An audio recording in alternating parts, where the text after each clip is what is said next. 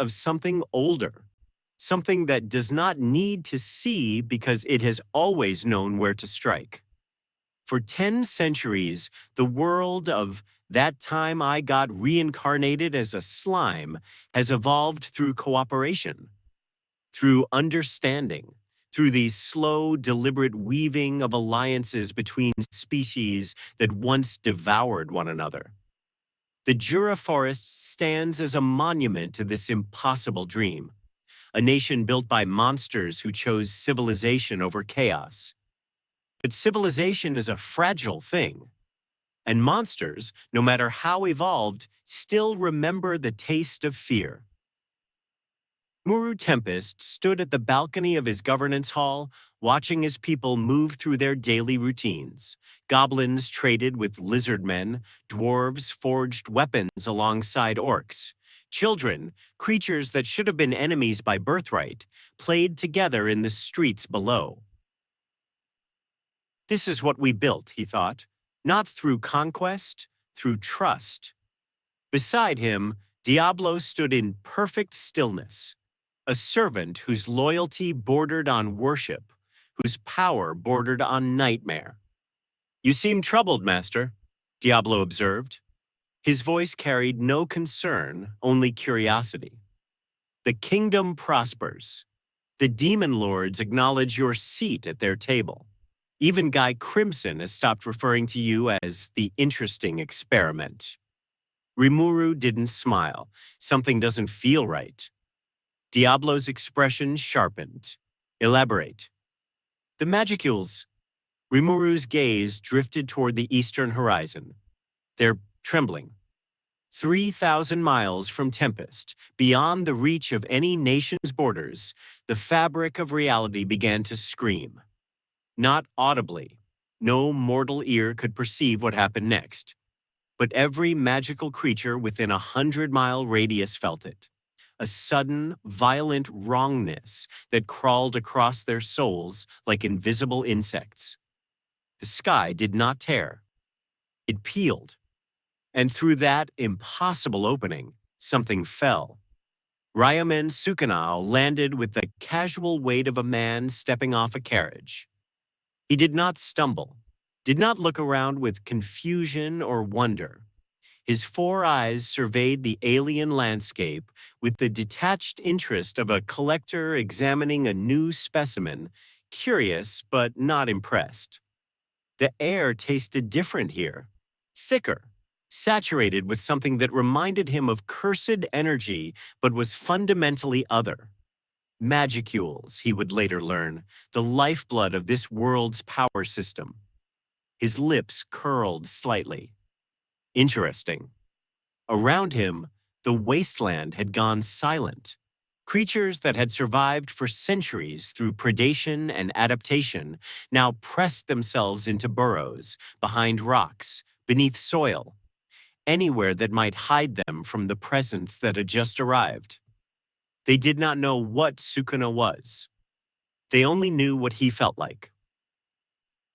And to monsters, that feeling had a name: predator. Sukuna walked, not toward anything specific. He had no destination, no objective, no purpose beyond the simple act of exploration. He had been ripped from his world mid-combat, a battle against that brash fool Yuji and the sorcerers who thought themselves worthy, and deposited here without explanation. Most beings would have questioned. Most beings would have sought answers. Sukuna simply adapted. "This world breathes differently," he observed. "The very atmosphere carries power. Every creature here is born with potential that humans in my world would spend lifetimes cultivating." A figure appeared on the horizon. Humanoid, armored, moving with the purposeful stride of someone who patrolled borders for a living. Sukuna continued walking.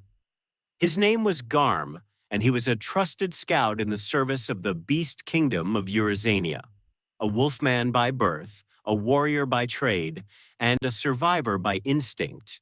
Instincts that had kept him alive through 3 demon lord elections and 2 border wars with rival nations. Those instincts were screaming at him now. Run, turn around, pretend you saw nothing. But Garm was also a professional, and professionals did not abandon their duties because of vague unease. Halt! He called out, his hand resting on his weapon. Identify yourself. These lands fall under the protection of the demon lord Carrion. Trespassers are subject to... He stopped. The figure kept walking.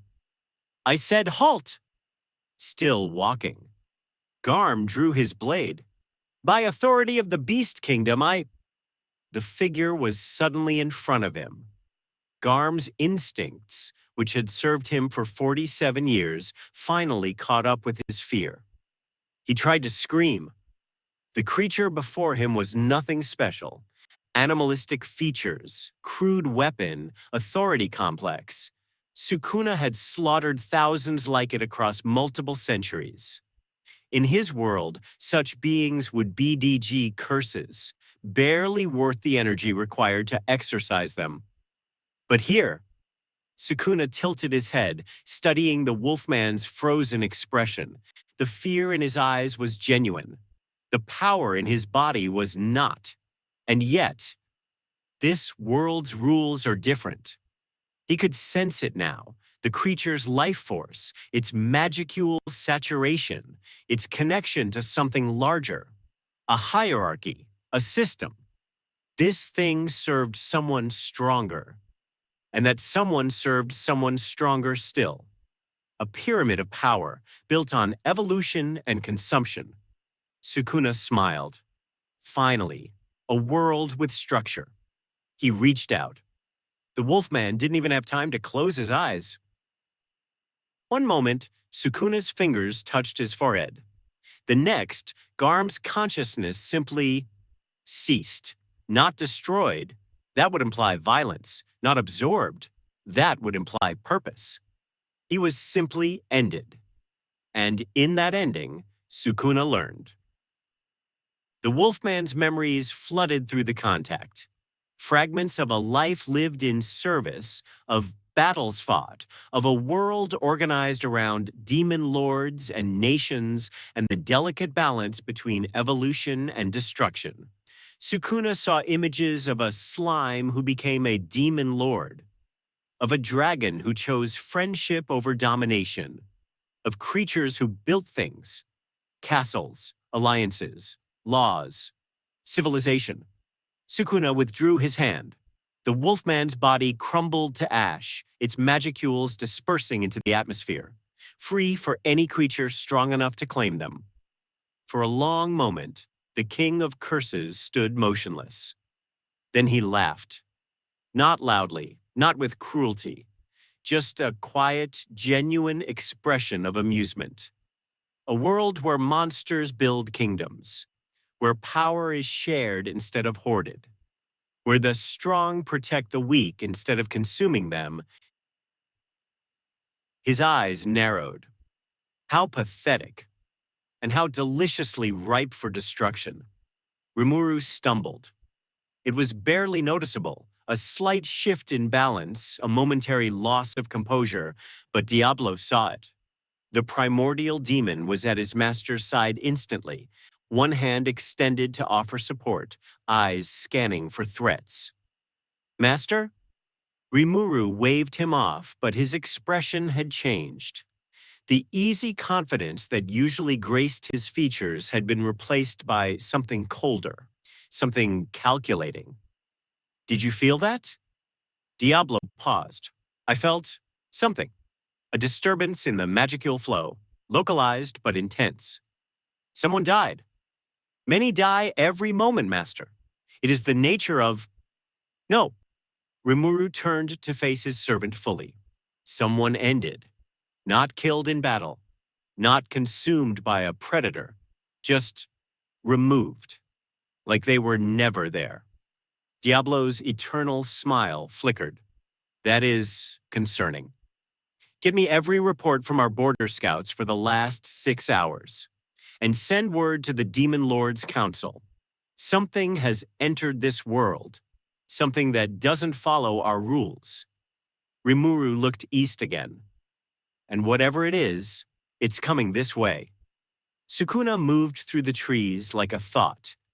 Present, then not, then present again, somewhere else entirely. He had abandoned walking hours ago.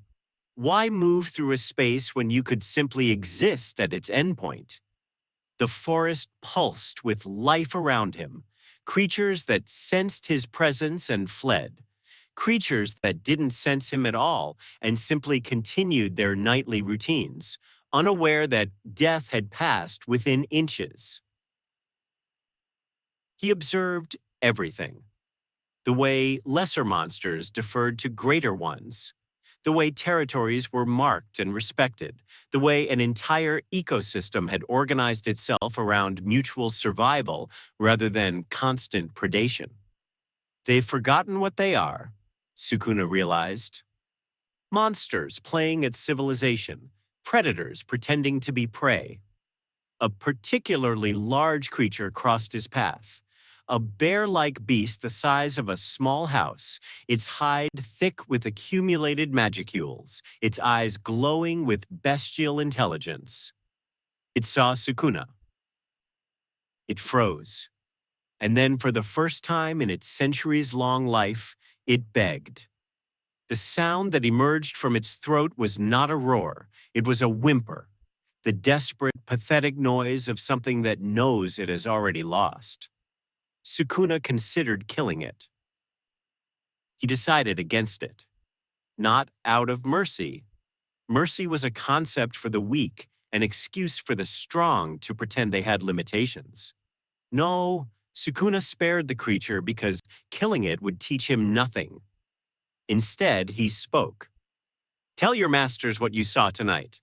Tell them that a king has arrived. Tell them to prepare. The creature fled without looking back. Sukuna watched it go, then turned his gaze skyward. The stars here were different, arranged in patterns that meant nothing to him, that told stories he had never learned. This world has its own legends, he thought, its own gods, its own rules. He smiled. I wonder how they'll scream when I break them all. 3 hours later, Rimuru sat in emergency session with his inner circle. Benimaru stood by the door, arms crossed, barely contained violence radiating from his posture.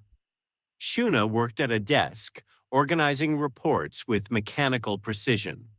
Diablo occupied the corner, watching everything with the patient attention of a spider. And Rimuru sat at the center, reading the accumulated intelligence with growing concern. 27 confirmed deaths in the last 12 hours, he said quietly. All in the Eastern Territories, all with the same signature, complete magical dispersion. No residual energy, no battle damage, just absence. Could be a predator we haven't cataloged, Benimaru offered. The eastern wastes are sparsely patrolled. Something could have evolved there without our knowledge. Evolved? Diablo's voice dripped with skepticism. Nothing evolves that quickly. Nothing kills without leaving traces. This is not evolution. This is intrusion.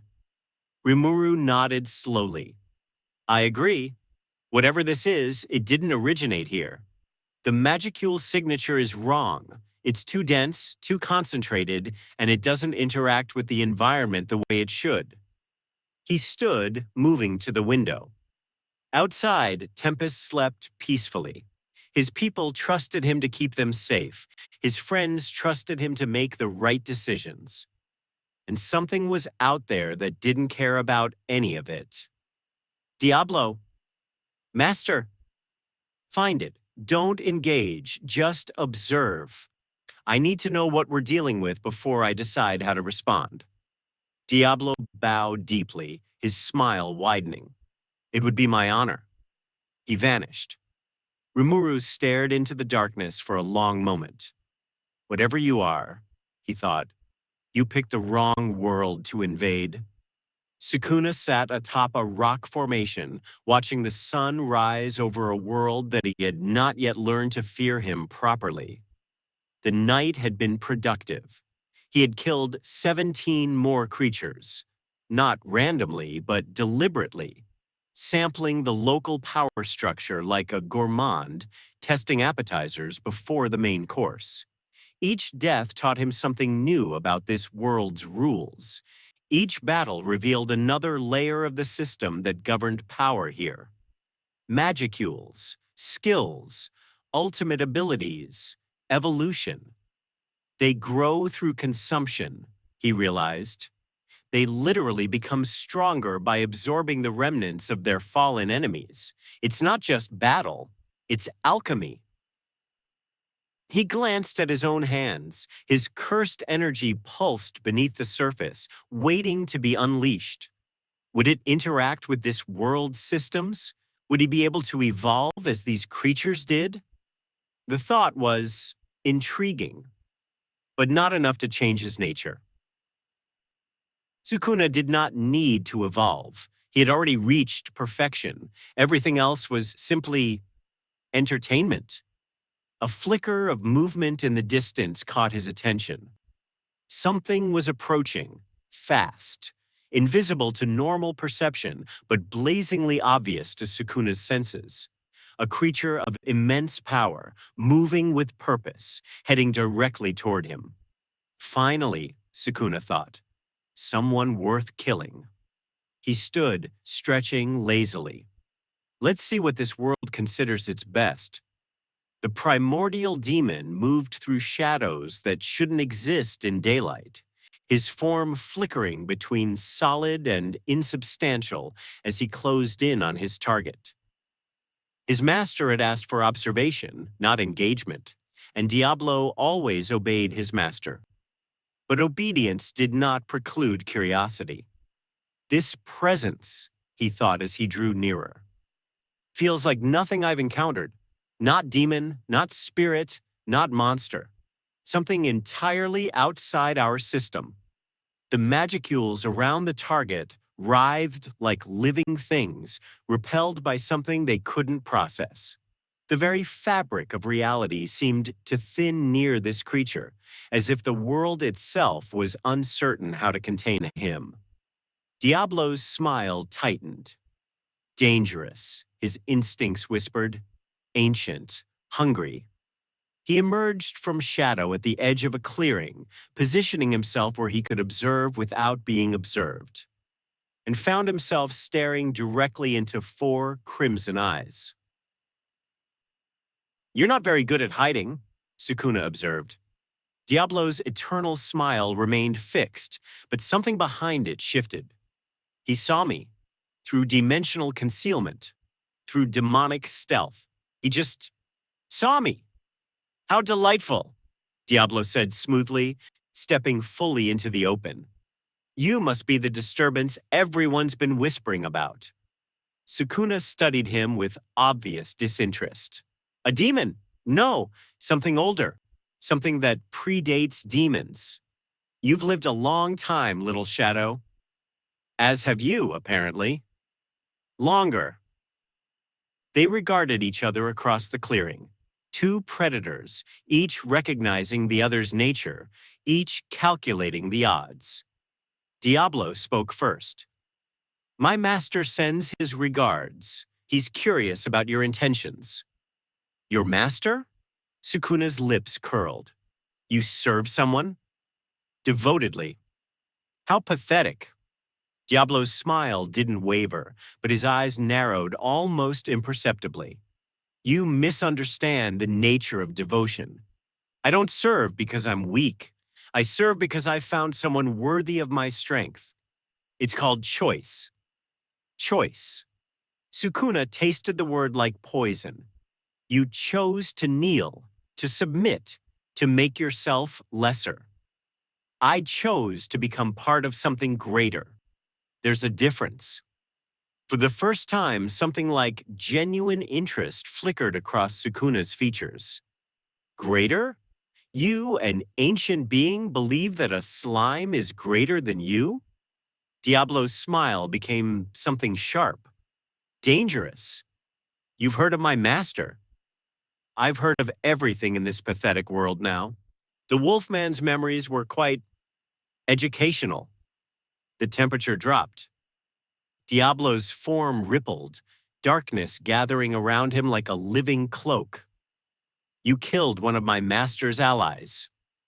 I killed a bug. If your master wants retribution, he knows where to find me. He'll find you eventually, but first, he'll learn everything about you, your strengths, your weaknesses, your nature. Diablo's eyes glowed with malevolent amusement. That's what makes him dangerous. He doesn't just fight, he understands. And once he understands you, you've already lost. Sukuna laughed. It was not a pleasant sound. You think understanding matters? You think knowing your enemy changes anything when that enemy is simply stronger than you?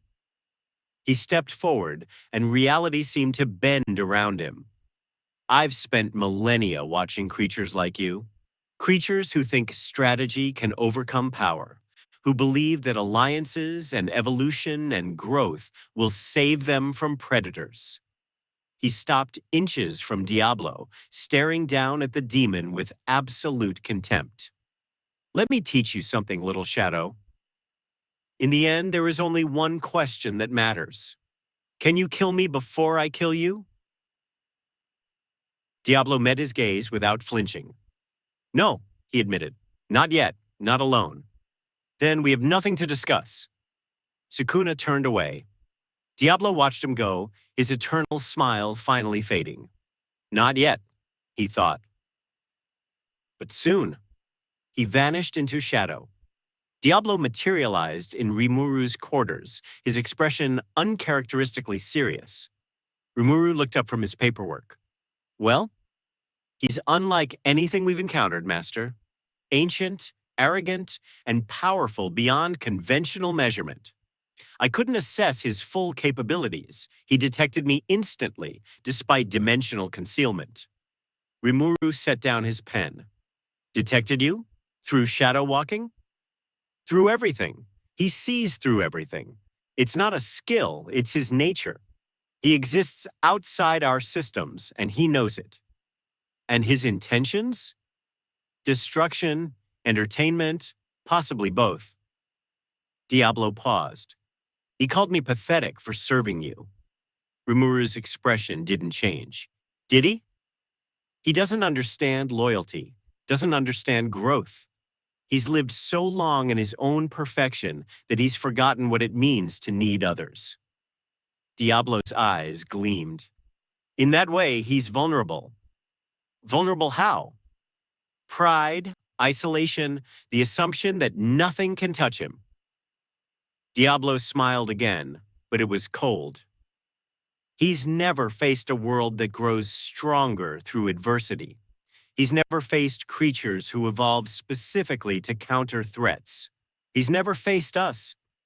Rimuru stood, moving to the window. Outside, his people continued their lives, unaware of the storm gathering on the horizon. Can we beat him? Diablo considered the question carefully. Individually? Perhaps not. Collectively? With preparation? With understanding? He nodded slowly. Yes, I believe we can. But it will cost us, terribly, and he knows it. Diablo's voice dropped. He's not just powerful, Master. He's patient. He'll wait for the perfect moment. He'll strike where we're weakest. He's been doing this longer than any of us have existed. Rimuru was silent for a long moment. Then he smiled. Good. Diablo blinked. Master? We've gotten complacent, peaceful. We've forgotten what it means to face a real threat. Rimuru turned from the window, and for just a moment, something ancient flickered in his eyes. The remnant of a predator who had chosen civilization but never forgotten how to hunt. This Sukuna thinks we're weak because we cooperate, because we build instead of destroy. He doesn't understand that cooperation is strength, that civilization is power. He walked past Diablo, heading for the door. Gather the council. Contact the demon lords. If Sukuna wants entertainment, we'll give him entertainment. Diablo bowed deeply, his smile returning full force. As you command, master. Sukuna sat beneath an ancient tree, eyes closed, senses extended across miles of territory. He felt them all. The goblins in their villages, the lizard men in their swamps, the dragons in their mountains, a world teeming with life, with growth, with the endless cycle of consumption and evolution.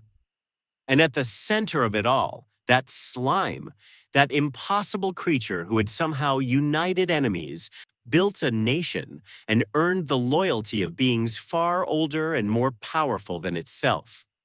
A slime, Sukuna mused, the lowest form of monster in any world. And yet here, it's become something else entirely. He opened his eyes. Rimuru Tempest, Demon Lord, Nation Builder, believer in cooperation. A slow smile spread across Sukuna's features. I wonder how long that belief will last when I start tearing everything apart. He stood, stretching lazily. Tomorrow he would hunt, not randomly this time, with purpose. He would target the slime's allies, test their defenses, probe their weaknesses. And when Rimuru finally came for him, desperate and angry and afraid, Sukuna would be waiting. This world thinks it can grow strong enough to challenge me, he thought. Let them try. Let them evolve. Let them unite. It will only make breaking them more entertaining. A king without allegiance. The morning sun rose over a kingdom in mourning. Carrion, demon lord of the beast kingdom, stood amidst the ruins of what had once been his eastern border outpost. Around him, his finest warriors worked to recover bodies, or what remained of them, which was, in most cases, nothing at all. Report, he commanded, his voice flat. One of his lieutenants approached, trembling. 23 confirmed dead, Lord Carrion. All elite scouts, all killed within the last 12 hours. Killed how? That's the problem, my lord. We can't determine the cause of death. There are no wounds, no signs of struggle. They simply stopped. Carrion's eyes narrowed. Stopped? Ceased to exist, my lord. Their magicules were dispersed completely. It's as if they were never here. The demon lord was silent for a long moment, processing this information. He was not the most powerful of the demon lords. That distinction belonged to Guy Crimson or Milim Nava, but he was among the most practical. He had survived centuries through caution, through preparation, through the simple understanding that power meant nothing without intelligence to guide it. And right now, his intelligence was screaming that something had gone terribly wrong. A single entity? We believe so, my lord. The attack pattern is consistent across all locations. A lone predator moving systematically through our territory, eliminating scouts without alerting nearby forces. Carrion turned away from the destruction, his mind racing. Send word to Tempest. Inform Rimuru that his warning was accurate. Whatever entered this world 3 days ago has begun its campaign. And our response, my lord? Carrion's lips pulled back from his fangs. We hunt it. Sukuna sat cross-legged on a rock, eyes closed, meditating on the nature of this world's power. 23 deaths in 12 hours. Each one had taught him something new. Each kill had revealed another layer of the system that governed existence here. The way magicules flowed through living beings, the way skills manifested and evolved, the way death itself functioned as a transfer of power rather than an ending. Fascinating, he thought. In my world, death is final. Cursed energy lingers, but the soul moves on. Here, death is merely transformation. The strong absorb the weak and become stronger still. Asterisk. He opened his eyes, which means I've been feeding them. Every creature he killed released its magicules back into the atmosphere, free for any predator strong enough to claim them. He hadn't been consuming them, he'd been returning them, strengthening the very ecosystem he sought to dominate. A mistake, but one he could correct. Sukuna reached out with his cursed energy, testing the boundaries of this world's rules. His power was fundamentally different from magicules, denser, more concentrated, born from human malice rather than natural accumulation. Could it interact with the local system? Could he adapt it to function like the skills these creatures used? Adaptation, he mused, evolution, growth, this world's core principles. He smiled slowly. Perhaps I've been approaching this wrong. Rimuru stood before a map of the known world, markers indicating every confirmed sighting of Sukuna's activity. The pattern was clear, a slow, methodical arc through the eastern territories, gradually curving toward Tempest itself. He's not just killing randomly, Shuna observed, her voice tight with concentration. He's mapping our defenses, testing our response times, learning how we communicate. Benimaru frowned. You're giving him too much credit. He's a brute, a destroyer. He kills because that's what he does. Does he? Rimuru turned from the map. Diablo spent less than 5 minutes with him and came back with more intelligence than we've gathered from 3 days of observation. That's not the behavior of a mindless destroyer. That's the behavior of a strategist. Benimaru fell silent, unwilling to argue with his lord, but clearly unconvinced. Diablo spoke from his corner. Master is correct. Sukuna is arrogant, yes. Contemptuous of our world and its systems, certainly. But arrogance doesn't preclude intelligence. In fact, true arrogance often requires it. One must understand one's enemies well enough to know they're inferior. And he understands us, Rimuru said. He's been here less than a week, and he already knows more about our capabilities than we know about his. So what do we do? Shuna asked. Muru stared at the map, at the inexorable line of destruction pointing toward his nation. We adapt. Sukuna encountered his first real challenge 3 hours later. It was not a demon lord, not an ancient being or legendary monster. It was simply a creature that refused to die. A treant, one of the ancient forest guardians that had protected these woods for millennia, stood in Sukuna's path, its massive form blocking the way forward. Its bark was thick with accumulated magicules, its roots extended deep into the earth, drawing power from the very soil. You will go no further, the treant intoned, its voice like grinding stone. Sukuna tilted his head. And why would I listen to a tree? Because I am not merely a tree. I am the will of this forest. I am the accumulated wisdom of 10,000 years of growth. I am boring. Sukuna moved. The treant's branches swung to intercept him, each one harder than steel, each strike capable of leveling buildings. But Sukuna was already inside its guard, one hand pressed against its trunk, cursed energy flowing into ancient wood. You talk too much, Sukuna observed. He activated Cleave. The treant's existence ended in approximately 0.3 seconds. But something unexpected happened. As the ancient creature crumbled to dust, its magicules released, and for the first time, Sukuna felt them respond to him. His cursed energy, which had previously repelled the local power system, now seemed to recognize it, to accept it, to absorb it. Sukuna stood motionless as 10,000 years of accumulated power flowed into his being. It was not the same as cursed energy, could never be the same, but it was compatible, adaptable, evolvable. He looked at his hands, feeling the new power settle into his core. So, he thought, I can grow here after all. His smile became something genuinely terrible. Muru felt it the moment Sukuna changed. It was subtle, a shift in the background radiation of magicules that permeated the world.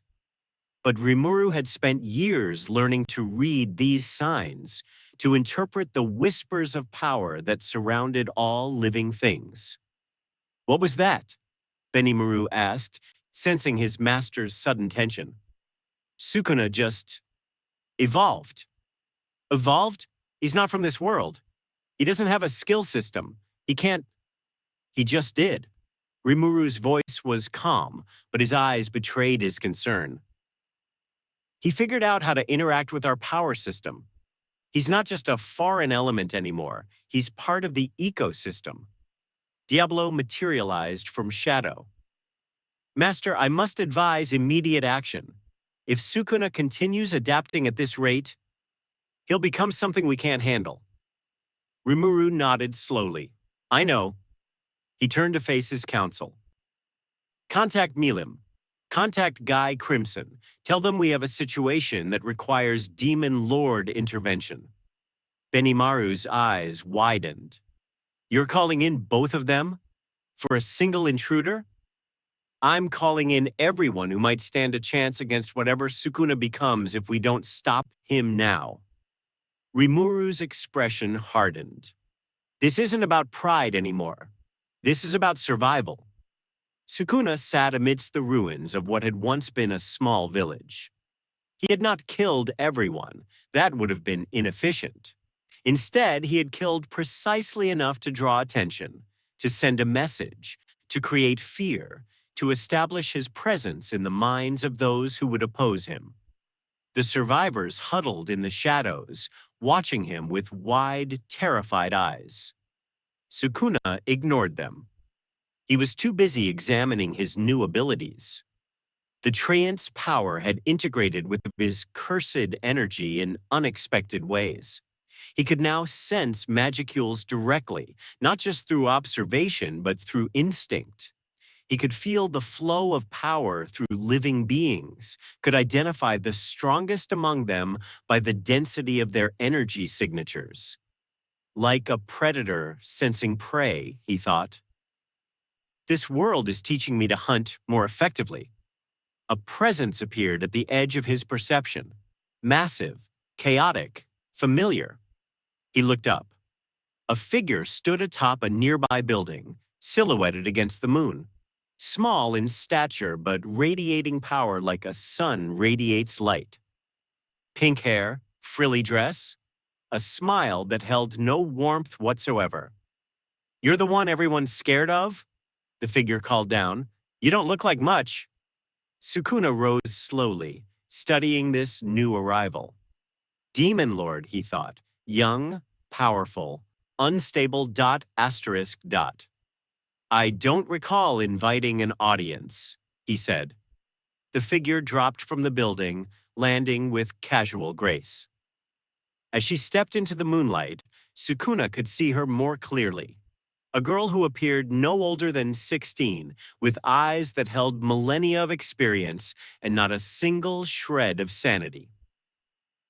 I'm Milim Nava, she announced, and I heard there was someone fun in the neighborhood.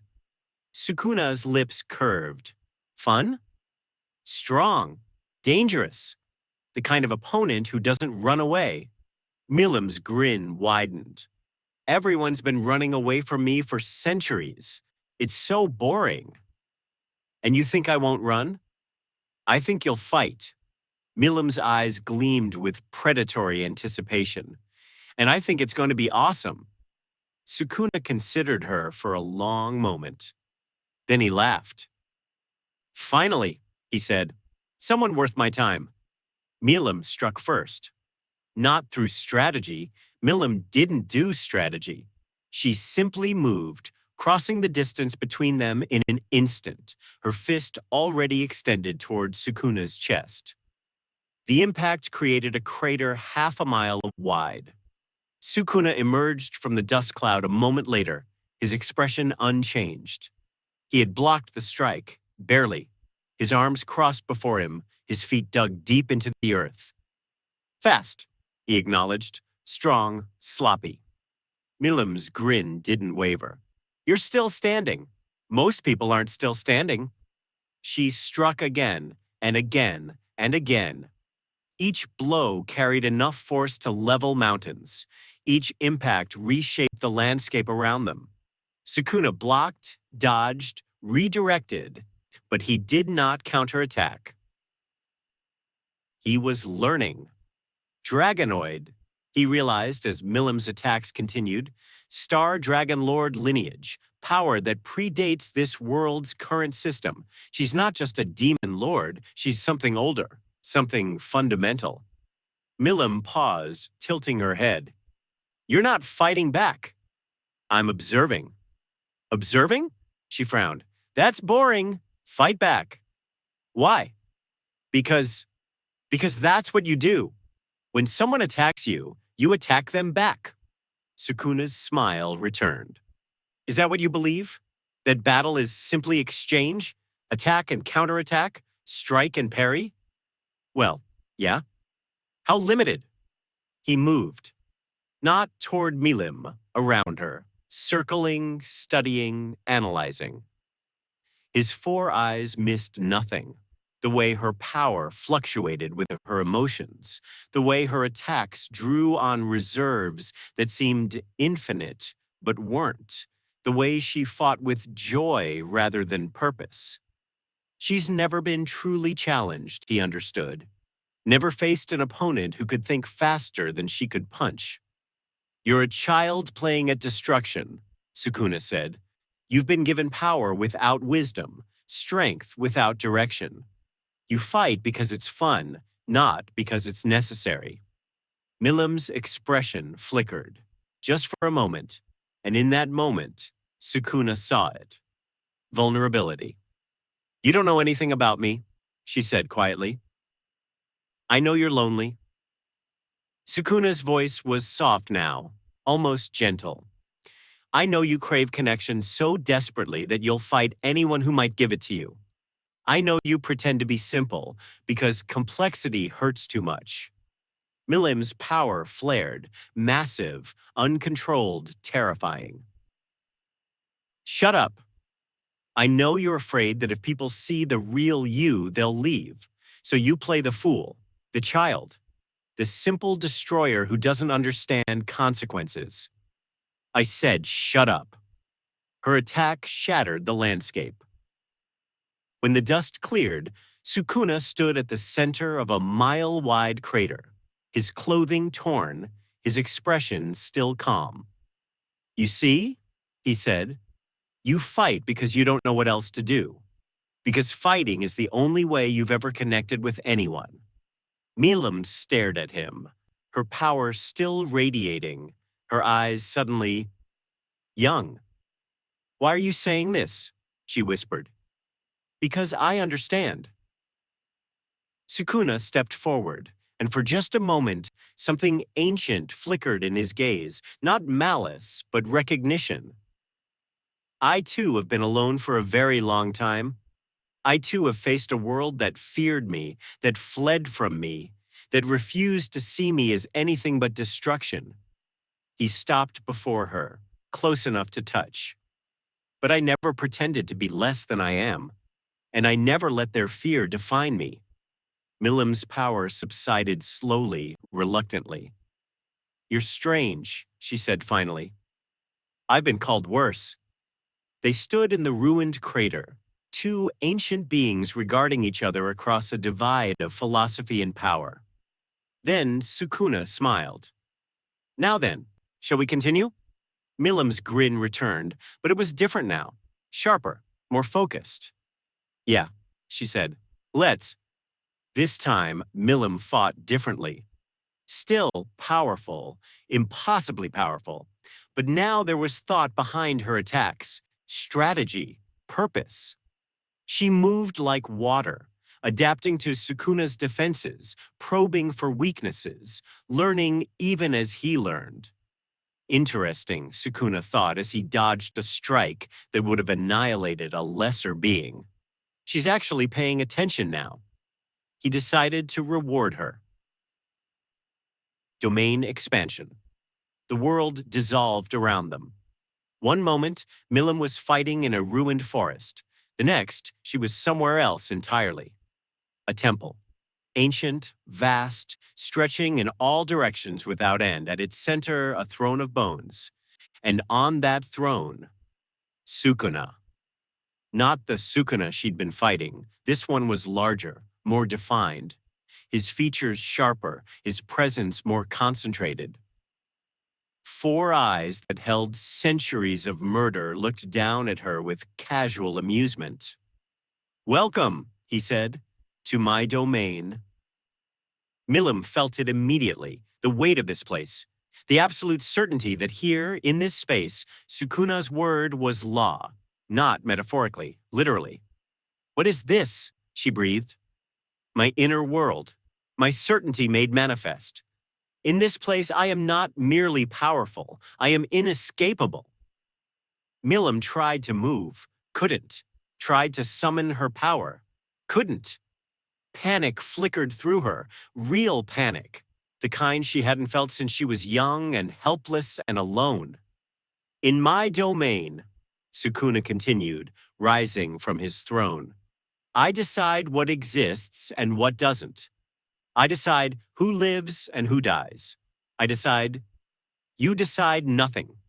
The voice came from everywhere and nowhere, ancient, powerful, familiar. Sukuna's domain cracked. The oldest demon lord stepped through the fracture in Sukuna's domain as casually as walking through the door. He was beautiful in the way that ancient things are beautiful, terrible in their perfection, inhuman in their grace. Crimson hair fell past his shoulders. Crimson eyes surveyed the domain with mild interest. A smile played at the corners of his lips. "Impressive," Guy Crimson said. "A pocket dimension built entirely from personal conviction. I haven't seen anything quite like it." Sukuna regarded the intruder with new respect. "You broke my domain." "I bent it. Breaking implies permanence." Guy glanced at Millennium, still frozen in place. "Having fun, Millennium?" "Guy." Millennium's voice was equal parts relief and outrage. "Help me!" "In a moment. I'm enjoying the view." Guy turned back to Sukuna. "You're the one causing all the commotion. The foreign element. The predator from beyond." "I am Sukuna, and you are?" "Guy Crimson, oldest demon lord, strongest demon lord. The one who decides whether interesting visitors become permanent residents or brief memories." Sukuna's smile widened. "You think you can decide my fate?" "I think I can try." Guy's power began to manifest, not explosively like Millennium's, but subtly, inexorably, like the rising tide. "I've been alive longer than most worlds. I've seen empires rise and fall. I've watched gods be born and die. And in all that time, I've learned one absolute truth." "And what's that?" "Everyone has a limit." Sukuna's domain trembled. Not from Guy's power, though that was considerable. From something else. Something that happened when 2 absolute certainties occupied the same space. Guy's presence, ancient and inevitable. Sukuna's will, absolute and unyielding. Reality couldn't decide which one to obey. For a long moment, neither moved. Sukuna on his throne, regarding the intruder with something approaching genuine interest. Guy Crimson, standing amidst the fractured domain, radiating the calm confidence of someone who had faced countless threats and outlived them all. Millennium frozen between them, watching the confrontation with wide eyes. Finally, Guy spoke. "You can't stay here." "I wasn't planning to." You can't conquer here. I wasn't planning to. Guy's eyes narrowed slightly. Then what are you planning? Sukuna leaned back on his throne, considering the question. Entertainment, he said finally. I came to this world seeking amusement. I found it in your systems, your hierarchies, your desperate attempts to build civilization from predation. It's fascinating. And when you grow bored, Sukuna's smile became something cold. Then I'll leave or destroy, whichever seems more interesting at the moment. Guy studied him for a long, silent moment. You're not a conqueror, he said finally. You're a tourist, a very dangerous tourist with too much power and not enough purpose. Is that a problem? It becomes a problem when you threaten what I've built, what we've all built. Guy gestured vaguely, encompassing the world beyond Sukuna's domain. This place, this fragile, beautiful experiment in coexistence, it took millennia to create. Millions of lives, countless sacrifices, and you wander in like a bored god looking for entertainment. Sukuna shrugged. Your experiment isn't my concern. It became your concern the moment you started killing my people. They weren't your people. They were beasts, monsters, lower life forms. Guy's power surged, just slightly, just enough to make his point. In this world, he said quietly, there are no lower life forms. There are only those who haven't evolved yet, and those who refuse to. Sukuna considered this. Then he laughed. Magnificent, he said. Absolutely magnificent. You actually believe that.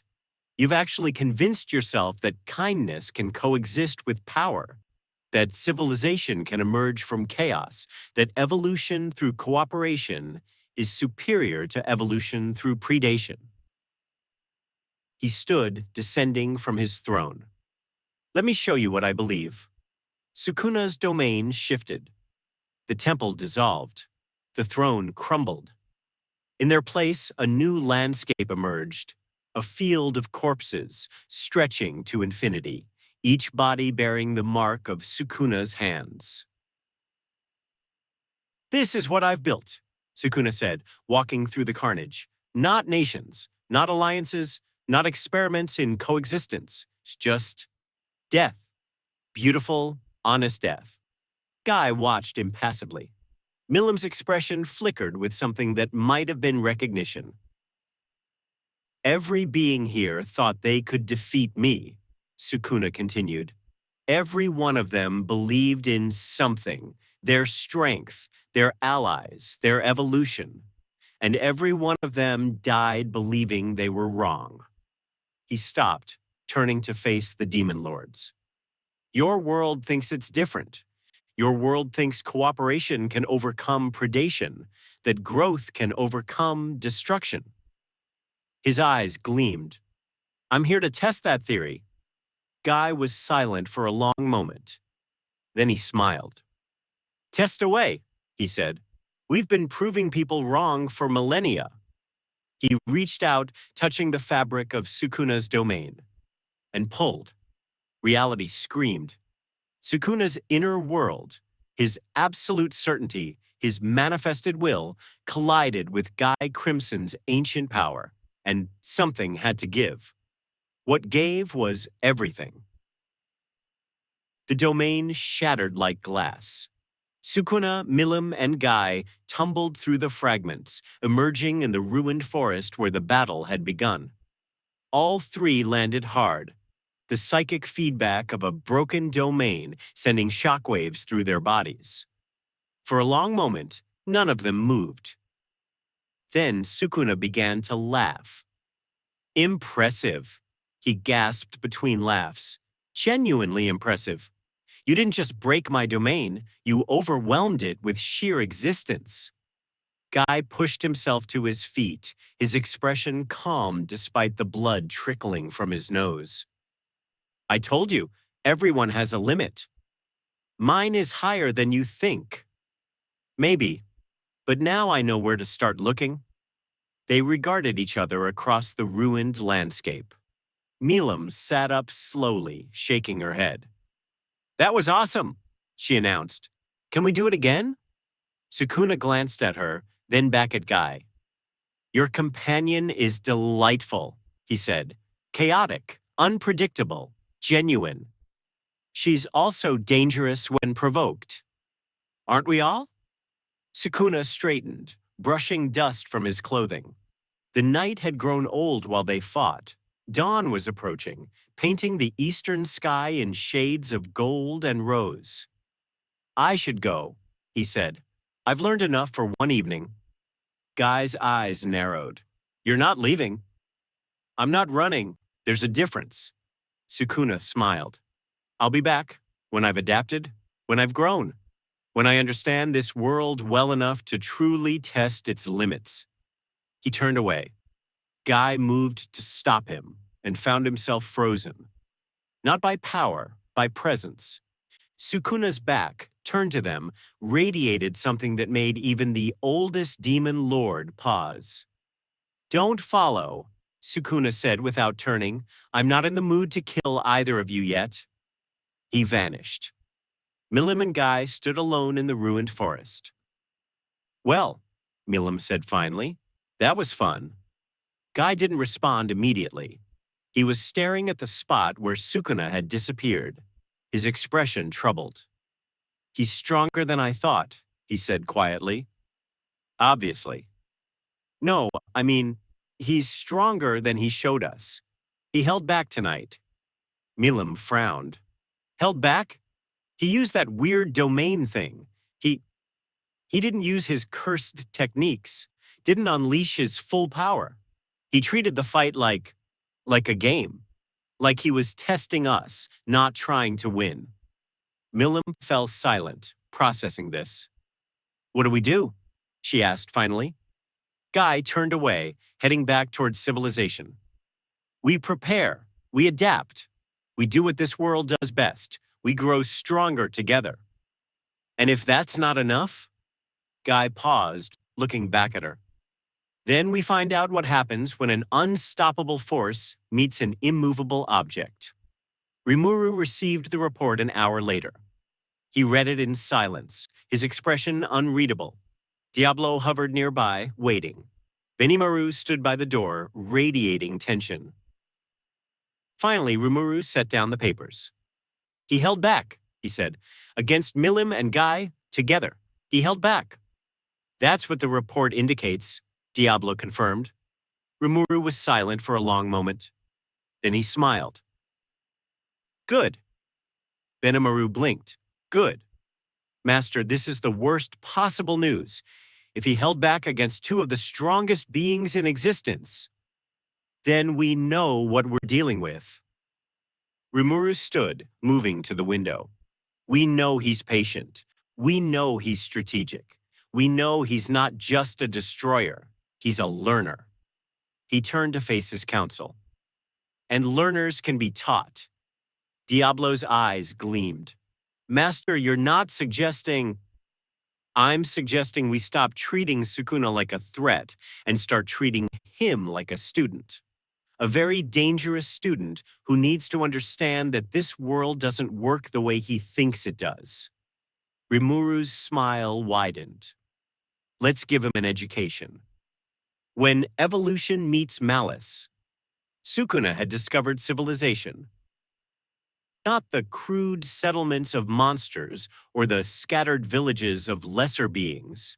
True civilization, built by creatures who understood architecture, commerce, and the delicate art of coexistence. The Dwarven Kingdom rose from the mountains like a monument to possibility, its forges burning day and night, its streets filled with beings who had chosen creation over destruction. Sukuna walked among them, invisible to their perception, observing. "They've built something here," he acknowledged. "Not through conquest, but through craft, through trade, through the simple belief that cooperation produces more than conflict." A dwarf passed within inches of him, carrying a load of ore, completely unaware of the predator in their midst. Fascinating. Sukuna's 3 days of observation had taught him much about this world, its hierarchies, its systems, its fundamental belief that power should serve purpose rather than dominate for its own sake. He had watched demon lords govern their territories, seen monsters educate their young, witnessed the impossible spectacle of former enemies working side by side. And he had reached a conclusion. This world is insane, not in the way of madness, in the way of fundamental wrongness. These creatures had rejected the basic law of existence, that the strong consume the weak, that power accumulates through predation, that mercy is a weakness and compassion a disease. They had built a society on denial. Sukuna smiled, which means they've also built something worth destroying. He found his target in the deepest levels of the dwarven capital. A forge, not just any forge, but the forge, where the kingdom's greatest craftsmen worked on projects that would shape the future of multiple nations. Weapons for heroes, artifacts for demon lords, tools that would be used to build rather than destroy. At its center stood a dwarf unlike any Sukuna had seen, ancient, massive, radiating power that came not from battle, but from creation. The dwarven king, Sukuna recognized, the one who taught Rimuru Tempest the value of craft. He stepped from shadow, allowing his presence to manifest. The forge fell silent. Dwarves turned, their expressions shifting from confusion to fear to defiance as they registered the intruder. Hammers stopped mid-swing, bellows ceased their rhythm. Even the fires seemed to dim. The dwarven king, King Gazelle Dwargo, set down his tools slowly, deliberately. "You're not welcome here," he said. Sukuna tilted his head. "I'm not here for welcome." "Then why are you here?" "To understand." Sukuna moved through the forge, examining the works in progress. Weapons of exquisite craftsmanship, armor that would protect its wearer through countless battles, tools that would build cities and shape civilizations. Your people create, they build, they pour their lives into objects that will outlast them. That's what we do. Why? Gazelle's eyes narrowed. Because creation is its own reward. Because the things we make will serve others long after we're gone. Because you're afraid of death. The words hung in the air like poison. Gazelle's expression didn't change, but something flickered in his eyes. Recognition, understanding. The uncomfortable awareness that this intruder had seen something true. You create, Sukuna continued, because creation feels like immortality. You build because building lets you pretend you'll last forever. You fill the world with objects because the alternative is facing the void. And what do you do? Gazelle's voice was steady despite everything. Destroy? Take? Leave nothing behind but emptiness? Sukuna smiled. I leave memory. Every being I've killed carries my legend forward. Every world I've touched bears my mark. I don't need objects to prove I existed. My existence is its own proof. He turned to face the dwarven king fully. Your crafts will crumble. Your kingdom will fall. Your creations will be forgotten or destroyed or repurposed by those who come after. But me?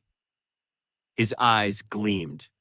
I will be remembered as long as fear exists. Gazelle reached for his weapon. Sukuna let him. The dwarven king was not weak. Centuries of life, decades of combat experience, and the accumulated power of a nation's worth of magical artifacts made him a formidable opponent by any standard.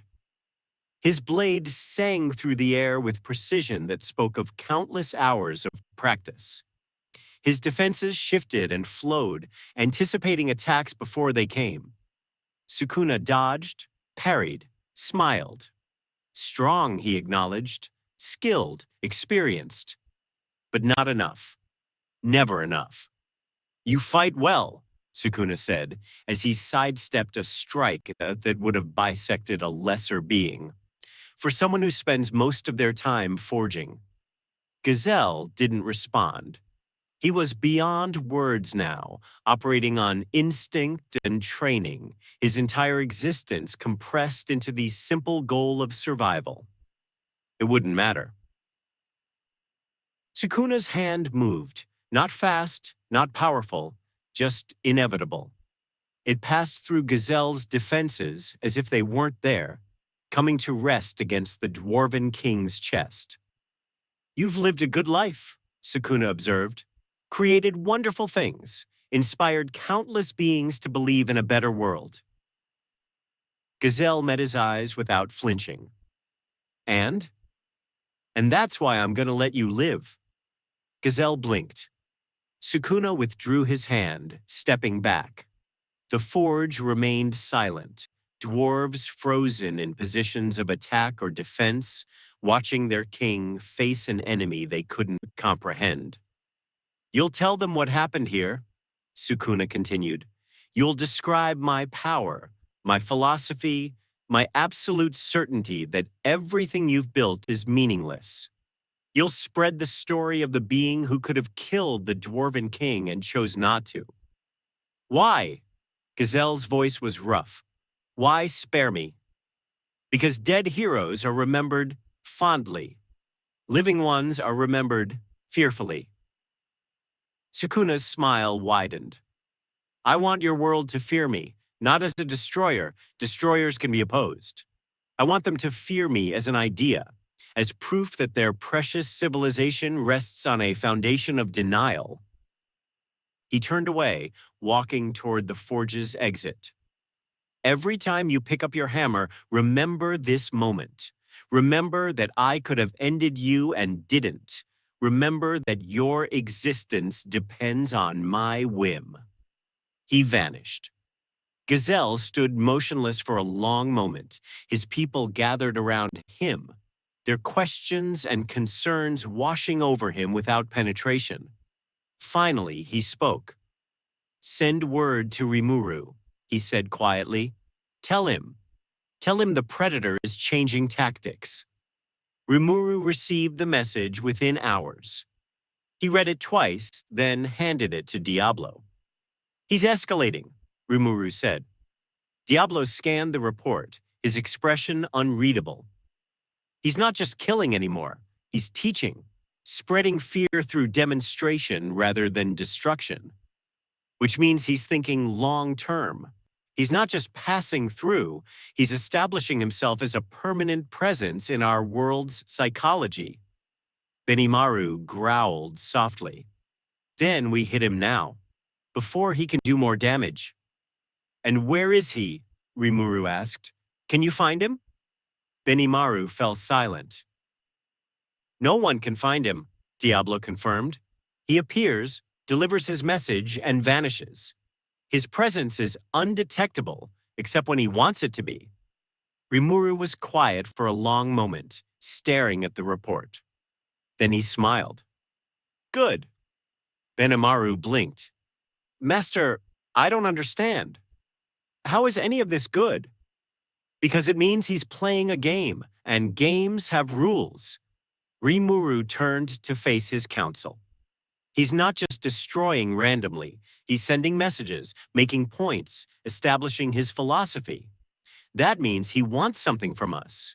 Recognition, fear, understanding. And we give him that? Benimaru's voice was incredulous. We give him response. Rimuru's smile widened. We show him that his messages are received, that his philosophy is understood, that we're paying attention. Diablo's eyes gleamed. You're going to engage him philosophically. I'm going to engage him however it takes to buy time. Time to understand him. Time to adapt to him. Time to find the weakness he doesn't know he has. Rimuru moved to the window, staring out at his kingdom. Every predator has a blind spot. Every philosophy has a contradiction. Sukuna believes in absolute power, in domination through fear, in the inevitability of destruction. He turned back to his council. Let's show him a world that proves him wrong. Sukuna sat in meditation, reviewing everything he had learned. The Dwarven King's fear had been exquisite.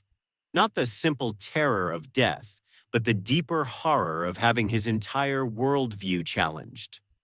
Gazelle believed in creation, in legacy, in the meaning of craft, and Sukuna had shown him that all of it rested on a foundation of denial. They build because they're afraid, he mused. They create because they can't face oblivion. Every city, every alliance, every carefully constructed civilization is just a monument to their terror. A presence approached.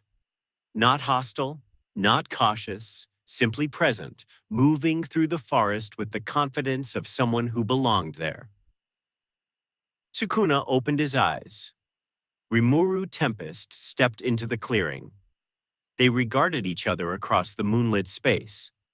Sukuna saw a slime who had become something more, a being of immense power wrapped in the guise of approachability. Blue hair, golden eyes, an expression of calm curiosity that should have been impossible given the circumstances. Rimuru saw a predator who had transcended predation, a being of absolute certainty wrapped in human form, 4 eyes that held centuries of murder, a smile that promised nothing but entertainment, a presence that radiated inevitability. You came alone, Sukuna observed. I did. Brave or foolish or necessary. Rimuru moved closer, stopping at the edge of Sukuna's reach. I wanted to talk. No armies, no demon lords, just us. Sukuna's smile widened. Talk? You think we have anything to discuss? I think we have everything to discuss. Rimuru settled onto a nearby rock, adopting a posture of casual comfort that was either genuine or masterfully faked. You've been in my world for, what, a week? And already you fought 2 demon lords, terrorized a dwarven kingdom, and established yourself as the most dangerous being we've ever encountered. Your point? My point is that you're not just destroying, you're communicating. Every attack sends a message. Every spared life teaches a lesson. You're not a natural disaster. You're a philosopher with power. Sukuna considered this. Perceptive, he said finally. Most beings don't see past the violence. Most beings aren't me. Rimuru's golden eyes held Sukuna's crimson ones without flinching. I've spent years learning to read people, to understand what drives them. And what I see in you is interesting. Enlighten me. You're lonely. The word hung in the air between them. Sukuna's expression didn't change, but something behind his eyes shifted almost imperceptibly. Lonely, he repeated. Not for company. You'd never admit to needing that. Lonely for challenge, for someone who can see you clearly and not run. For a world that doesn't just fear you, but understands you. Rimuru leaned forward slightly. You came here looking for entertainment, but what you really want is proof. Proof that your philosophy is correct. Proof that domination is the only truth. Proof that everything we've built will eventually crumble. And you think you can provide that proof? I think I can provide something better. Rimuru smiled. I think I can show you that you're wrong. Sukuna laughed. Not mockingly, genuinely amused. You think you can change my mind after 1,000 years of absolute certainty, after slaughtering countless beings who believed exactly what you believe? I don't want to change your mind. Rimuru's voice was calm. I want to show you another perspective, give you something to think about, because that's what you really want, isn't it? Not destruction, understanding. You want to comprehend why this world works differently, why beings who should be enemies choose cooperation, why civilization emerged from chaos. Sukuna was silent. You could have killed Gazelle, Rimuru continued. You didn't. You could have destroyed Milim when you had her in your domain. You didn't. You could have fought Guy to the death. You chose to withdraw. I chose to observe. Exactly. You're observing, learning, trying to understand. Rimuru's golden eyes gleamed. That's not the behavior of a destroyer. That's the behavior of a student. Sukuna's expression hardened. I am no one's student. You're everyone's student. You just don't know it yet. Rimuru stood, moving closer. In my world, we grow through learning, through adaptation, through the humble acknowledgement that we don't know everything. You've spent a millennium as the strongest, the smartest, the most dangerous. And now you found yourself in a place where your rules don't apply. He stopped before Sukuna, close enough to touch. That's terrifying. And it's also exciting. For the first time in centuries, you have something to learn. Sukuna regarded him with those 4 crimson eyes. You're either the bravest being I've ever met, he said quietly, or the most foolish. Both. Probably both. Rimuru smiled. But that's how we grow, by being brave enough to be foolish. Sukuna moved. Not to kill. Not yet. Just to test. His hand shot out, aimed at Rimuru's chest, carrying enough force to shatter mountains. Rimuru wasn't there. Sukuna blinked. Fast, he acknowledged. You have no idea. Rimuru's voice came from behind him. In this world, speed isn't just movement, it's thought. I can process information faster than you can act. I can anticipate your attacks before you launch them. Sukuna turned, studying his opponent with new respect. Then let's see how long that lasts. He attacked again, and again, and again. Each strike faster than the last, each blow more devastating. Sukuna's combat style was centuries old, refined through countless battles, honed to absolute perfection. Rimuru dodged every one. Not through superior speed, through understanding. He read Sukuna's movements before they happened, predicted his attacks based on the slightest shifts in posture, anticipated his strategies through millennia of combat experience distilled into instinct. You're analyzing me, Sukuna observed mid-attack. I'm learning you. Rimuru sidestepped another strike. Every battle teaches me something. Every exchange reveals another layer. By the time this fight ends, I'll know you better than you know yourself. Sukuna paused, considering this. Then he smiled. Impressive, but you're forgetting something. And what's that? I'm learning too. Domain expansion. This time the temple was different.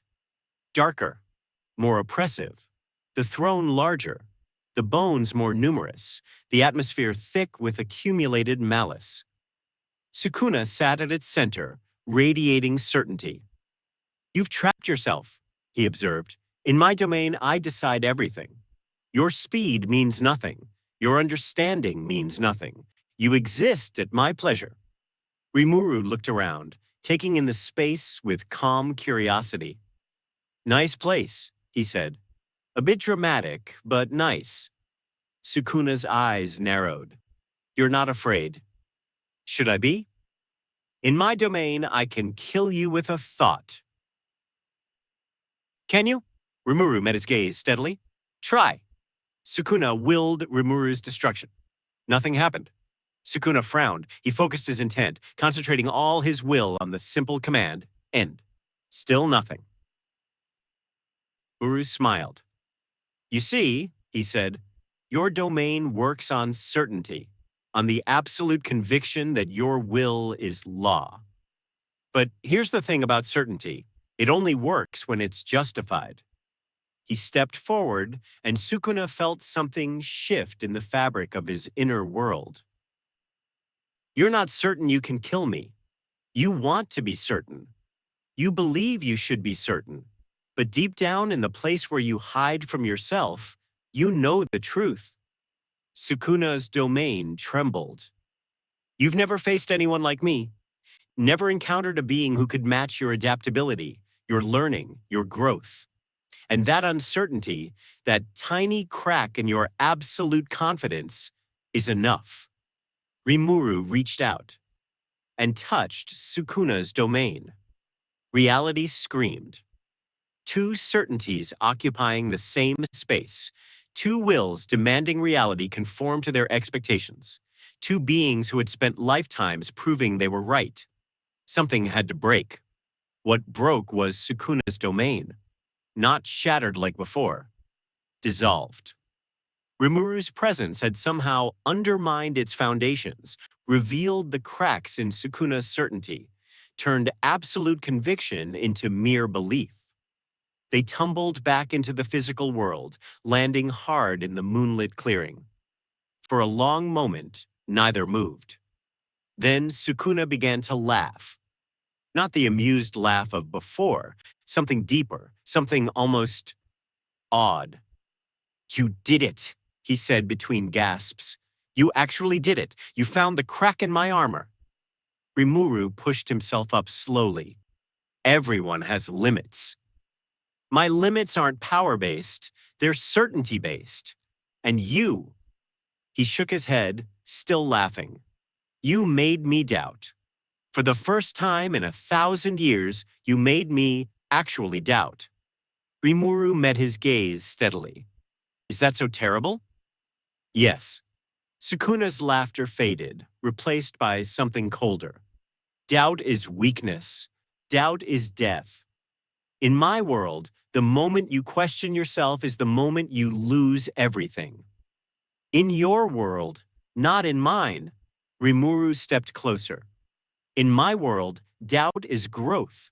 It's the acknowledgement that you don't know everything, that you can still learn, that there's always more to become.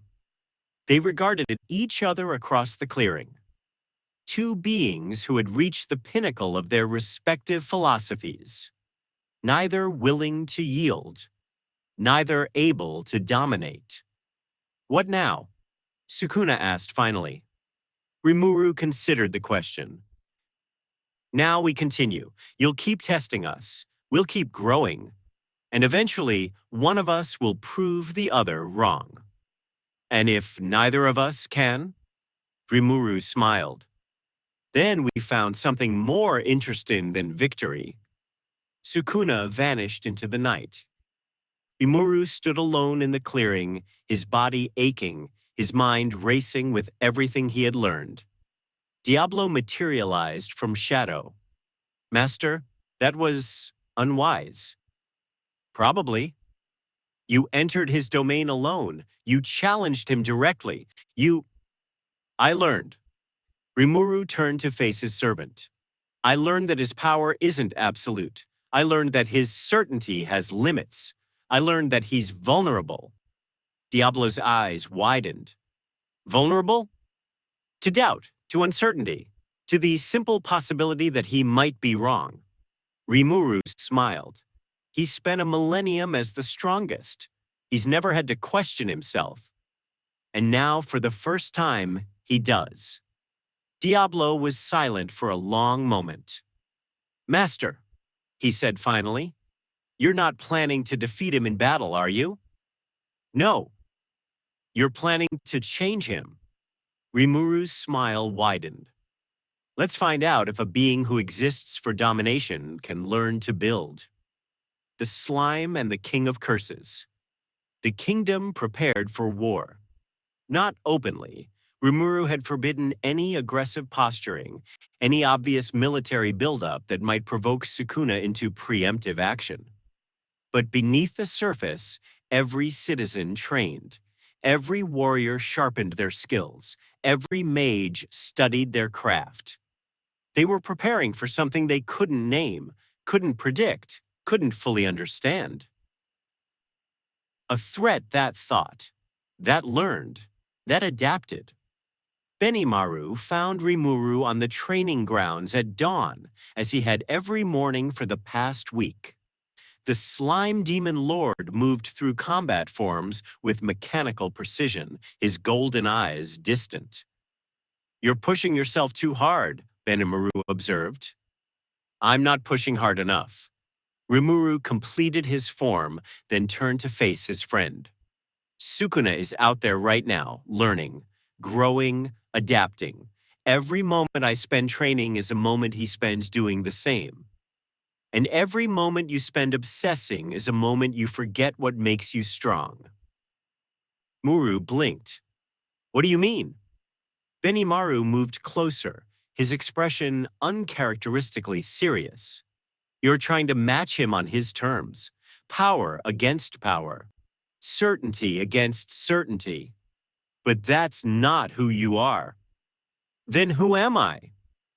"You're the being who built a nation from nothing, who turned enemies into allies, who proved that cooperation is stronger than domination." Benimaru's voice was quiet but intense. "Sukuna wants you to fight him. That's what he understands. That's what he's good at. Don't give him the battle he wants. Give him the battle he doesn't expect." Rimuru was silent for a long moment. Then he smiled. "Benimaru, sometimes I forget why I made you a general. Because I'm terrifying in combat?" "That too." Rimuru clapped his friend on the shoulder. "But mostly because you see things others miss." He turned away from the training ground, heading back toward the governance hall. "Send word to Sukuna. Tell him I want to talk again." Benimaru's eyes widened. "Master." "Not to fight, to negotiate." Sukuna received the message with something approaching amusement. "A negotiation," he repeated, tasting the word. "Your master wants to negotiate with me." Diablo stood at the edge of the clearing, maintaining careful distance. He believes there's value in dialogue. "Value?" Sukuna laughed. "There's value in destruction, in domination, in the absolute certainty that your will prevails. But negotiation? Dialogue?" He shook his head. "These are the tools of the weak." "Are they?" Diablo's voice was calm.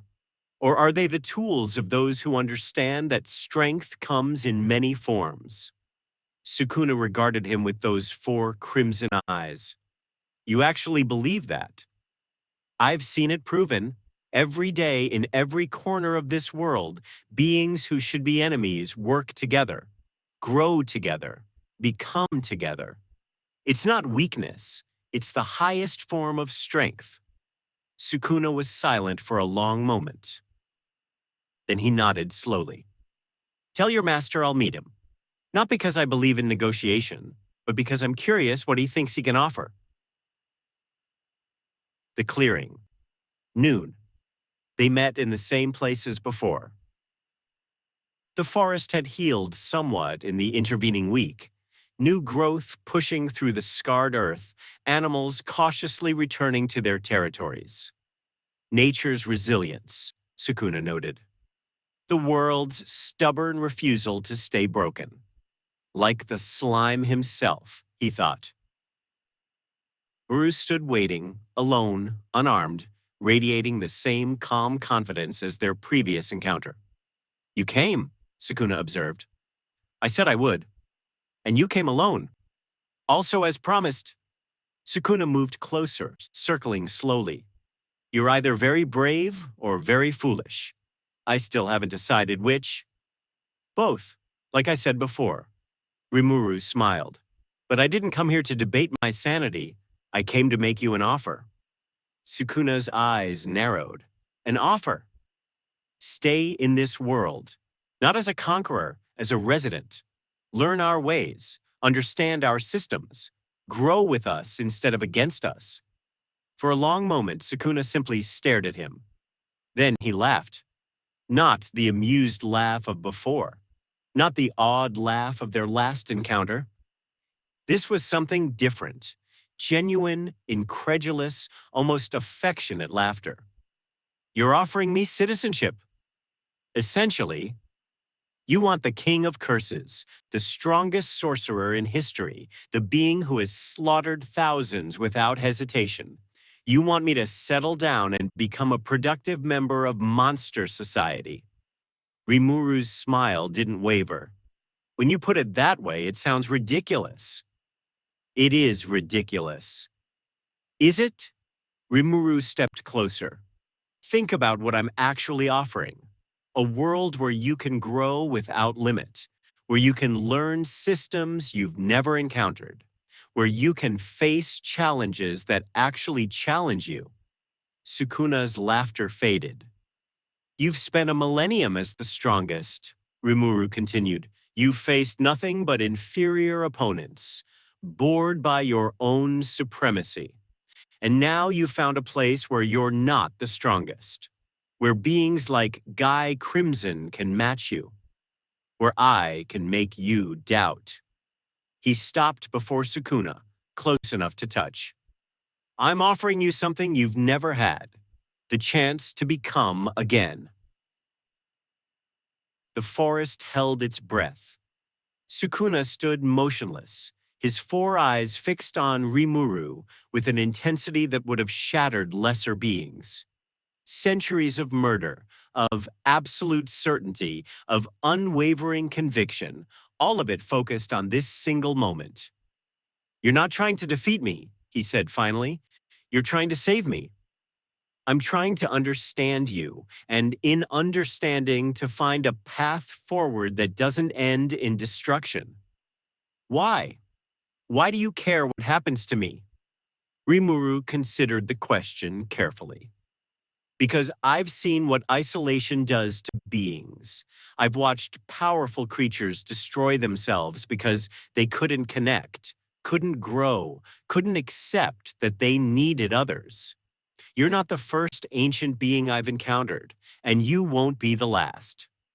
He met Sukuna's gaze without flinching. But you might be the first one I can actually reach. Sukuna's response. For a long moment, Sukuna said nothing. Then he moved, not to attack, to embrace. His arms wrapped around Rimuru, pulling the slime into something that might have been a hug if it hadn't been so full of murderous intent. Cursed energy flared, seeking purchase, seeking weakness, seeking the crack in Rimuru's armor that would let Sukuna win. Rimuru didn't resist. He simply accepted. The cursed energy washed over him, through him, finding nothing to latch onto. No fear, no doubt, no hidden weakness. Just the calm certainty of someone who had already accepted every possible outcome. You can't hurt me this way, Rimuru said quietly. I've already faced my own death 100 times. I've already accepted that I might fail, that I might lose, that everything I've built might crumble. Your malice can't touch someone who's already made peace with oblivion. Sukuna held him for a long moment, his power probing, searching, failing. Then he released him. You're impossible, Sukuna said. Absolutely impossible. I've been told that before. They regarded each other across the space of inches. And something shifted. Not in Sukuna's philosophy, that would take more than words, but in his perception. For the first time in a millennium, he saw a being who wasn't prey, wasn't opponent, wasn't entertainment. He saw an equal. The proposal. What are you actually offering? Sukuna asked finally. Not the pretty words, the reality. Rimuru smiled. A place, a purpose, a chance to learn things you've never imagined. And in return, your word that you won't destroy what we've built. Your agreement to grow with us instead of against us. Your willingness to become something more than what you've been. Sukuna was silent, considering. And if I refuse? Then we fight, eventually. Probably sooner rather than later. And one of us will lose. Maybe you, maybe me, maybe both of us. Rimuru's expression didn't change. But either way, something valuable will be destroyed. Something that can never be rebuilt. You're very certain of that. I'm certain that destruction is easier than creation. That killing is simpler than building. That your path, the path of absolute domination, leads to emptiness. Rimuru stepped back, giving Sukuna space.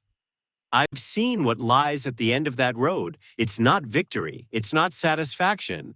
It's just nothing. Sukuna's eyes narrowed. You speak as if you've experienced it. I have, in a way.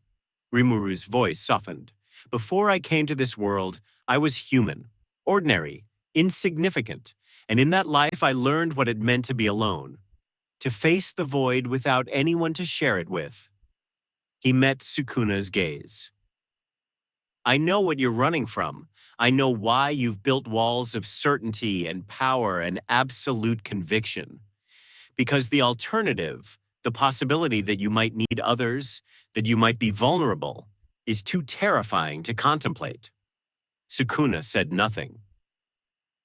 But here's the thing about walls, Rimuru continued. They keep things out, but they also keep you in.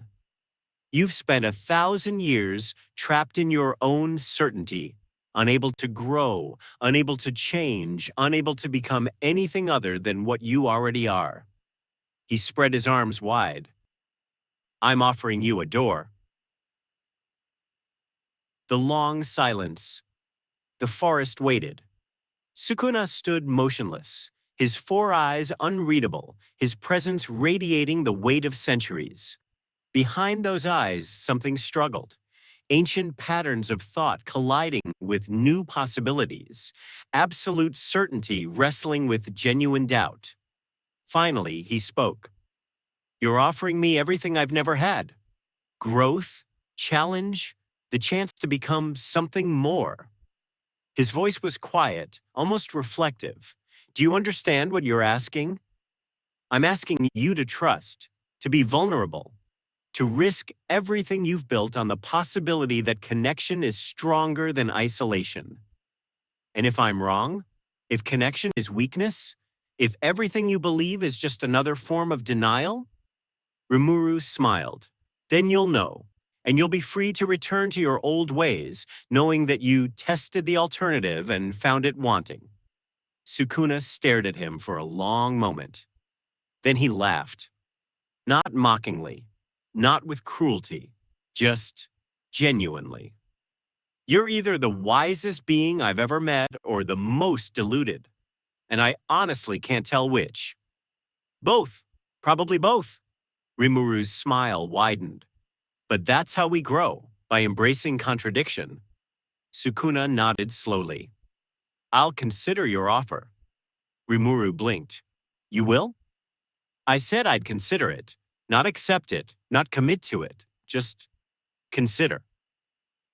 Sukuna turned away, looking out at the forest. Your world has given me much to think about, more than I expected, more than I wanted, perhaps. He glanced back at Rimuru. I'll give you my answer when I have one, not before. Rimuru bowed slightly. That's all I ask. Sukuna vanished. Tempest. Evening. Rimuru returned to his kingdom to find his inner council waiting. Well? Benimaru demanded. He's considering it. Silence. Considering what? Diablo asked carefully. My offer. Citizenship, growth, the chance to become something more. Benimaru's jaw dropped. Diablo's eternal smile flickered with something that might have been surprise. Even Shuna, usually unflappable, stared at her master with wide eyes. You offered Sukuna, Benimaru began. Citizenship, yes. Rimuru moved past them, heading for his quarters. He didn't accept, but he didn't refuse either. He's thinking about it. Master, Diablo said carefully, Sukuna has spent a millennium destroying everything in his path. He's killed thousands. He's also alone, isolated, trapped in his own certainty. Rimuru turned to face his council. I know what that looks like. I've seen it before. In you, Diablo, before you found purpose. In Millennium, before she found connection. In Guy, before he found something worth protecting. He smiled. Sukuna isn't evil. He's lost, and lost beings can be found. Diablo was silent for a long moment. Then he bowed deeply. Master, you continue to surprise me. Good. Surprise is how we grow. Rimuru turned away again. Now leave me. I need to think. Unknown location. Night. Sukuna sat at the top of a mountain, staring at the stars. They were different here, arranged in patterns he didn't recognize, telling stories he'd never learned. But they were also the same. Distant, unreachable, indifferent to the struggles of beings below. A world that grows through connection, he mused. A philosophy built on cooperation rather than domination. A being who offers citizenship to a predator. He shook his head slowly. A being who sees me as lost rather than evil. The thought was unsettling. Not because it challenged his self-perception. He knew exactly what he was, what he'd done, what he'd always be. But because it offered an alternative, a possibility, a door. What if he's right? What if connection isn't weakness? What if I've spent a millennium building walls that also function as prisons? He closed his eyes, reaching inward. His inner world responded. The temple of bones, the throne of certainty, the accumulated weight of 1,000 years of murder. It felt different now, smaller, less absolute. Doubt he recognized. The crack the slime found. He opened his eyes. I'll consider your offer, he said to the night. Truly consider it. Not because I believe you're right, but because I need to know if you're wrong. The stars offered no response. They never did. End of segment 4. The limits of cruelty. Tempest. 1 month later. The kingdom had changed. Subtly at first, a shift in the air, a tension beneath the surface calm. Citizens went about their daily routines with mechanical precision, their smiles a little too fixed, their laughter a little too quick. Everyone felt it. No one spoke of it. The predator was thinking. Rimuru stood at his customary spot by the window, watching his people move through their lives. Behind him, Diablo delivered the weekly intelligence report with his usual precision. No attacks, no appearances, no confirmed sightings in 29 days. Diablo's voice held a note of something that might have been concern. He's vanished completely. Not vanished, waiting. Rimuru didn't turn from the window. Processing, considering, or planning. We can't assume. I'm not assuming anything. I'm observing. Rimuru finally turned, meeting his servant's eyes. You felt it too, the shift in his presence, the way the magicules have settled. Diablo paused. I have.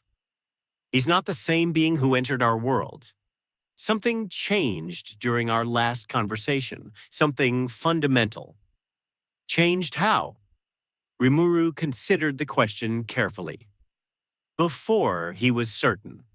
Absolutely, unshakably certain of his philosophy, his power, his place in existence. Now, he shook his head slowly. Now there's space, room for doubt, room for growth.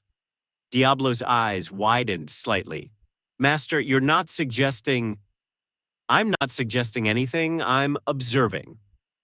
Rimuru smiled. But if Sukuna is truly considering our offer, truly weighing the possibility of connection against the certainty of isolation, then everything changes. The Jura Forest. Sukuna's perspective. Sukuna had not moved from his mountain perch in 29 days. Not because he was meditating, though he had done plenty of that. Not because he was planning, though strategies had been considered and discarded, but because he was waiting. Waiting for clarity, waiting for certainty, waiting for the absolute conviction that had defined his existence to reassert itself. It hadn't. Instead, something else had grown in the space where certainty used to live. Something unfamiliar, something that felt almost like curiosity. He rose slowly, his joints protesting after weeks of stillness. Below, the forest spread in all directions, teeming with life, with growth, with the endless cycle of consumption and evolution that defined this world. A world that grows through connection, he thought, through cooperation, through the simple belief that building together is stronger than destroying alone. He had tested that belief, probed its weaknesses, searched for the cracks that would prove it false. And he had found nothing. Oh, the system had flaws. Every system did. Beings died, alliances fractured, nations fell. But beneath all of it, underneath the chaos and conflict and inevitable destruction, something held, something endured. They keep building, Sukuna realized, even when they lose, even when they fail, even when everything they've created crumbles to dust. They just start over. He looked at his hands, hands that had killed thousands, hands that had never built anything more permanent than a throne of bones. What would it feel like, he wondered, to create something that outlasts me? The thought was terrifying, and also, somehow, exhilarating. Tempest. The council. He's moving.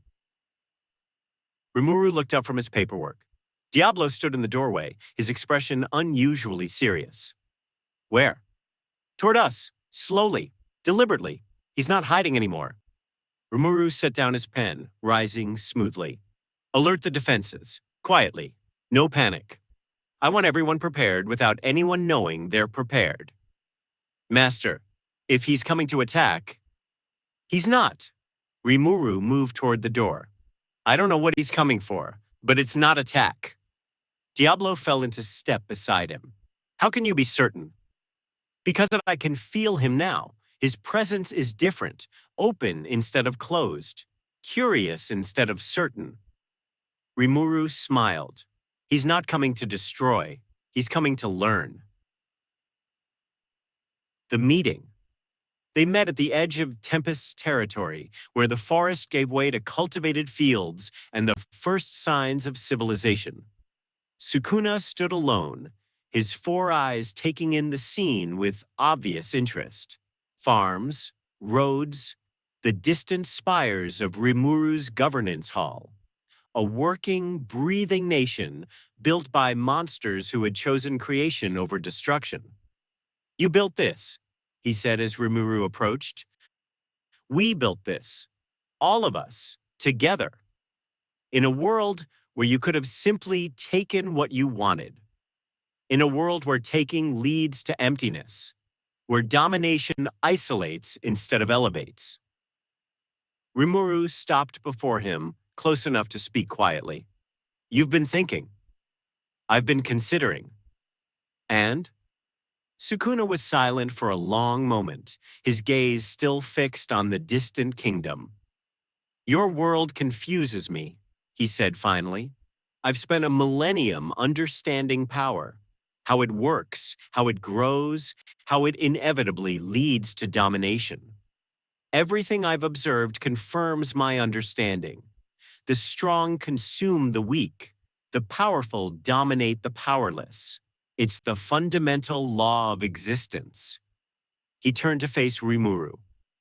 And yet, here you are, proof that the law can be broken, evidence that cooperation is possible, a living contradiction to everything I believe.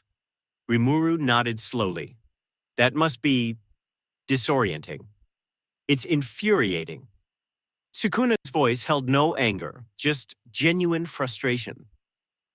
I've built my entire existence on a foundation that your world proves false.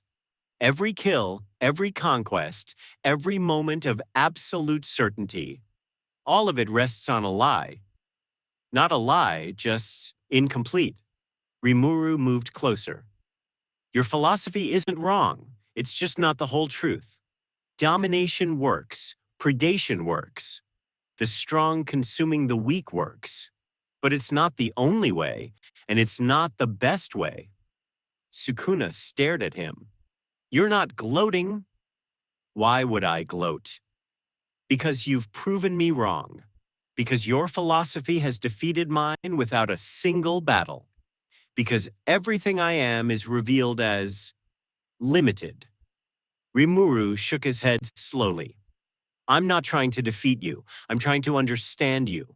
And in understanding, to find a path forward that honors both our truths. He reached out, placing a hand on Sukuna's arm. Your philosophy has value. Domination has its place. There are beings in this universe who need to be confronted, enemies who can only be defeated through absolute power. But it's not the only tool, and it's not always the right tool. Sukuna looked at the hand on his arm, the first genuine touch he'd received in centuries that wasn't an attack. What are you offering me? He asked quietly. Not the pretty words this time. The truth. Rimuru met his gaze steadily. A chance to be more than what you've been. A chance to grow in ways you've never imagined. A chance to build something that will outlast you. He smiled.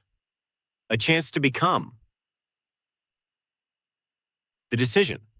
For a long moment, Sukuna simply stared at him. Then, slowly, almost imperceptibly, his expression shifted. Not to acceptance. That would take longer than a single conversation. Not to surrender, that wasn't in his nature, but to something else. Something that looked almost like hope. Your world, Sukuna said slowly, has a system for everything. Skills, evolution, growth through consumption. If I were to accept your offer, would I be able to use it? Rimuru's eyes widened. You're considering. I'm asking a question. Yes, the system is universal.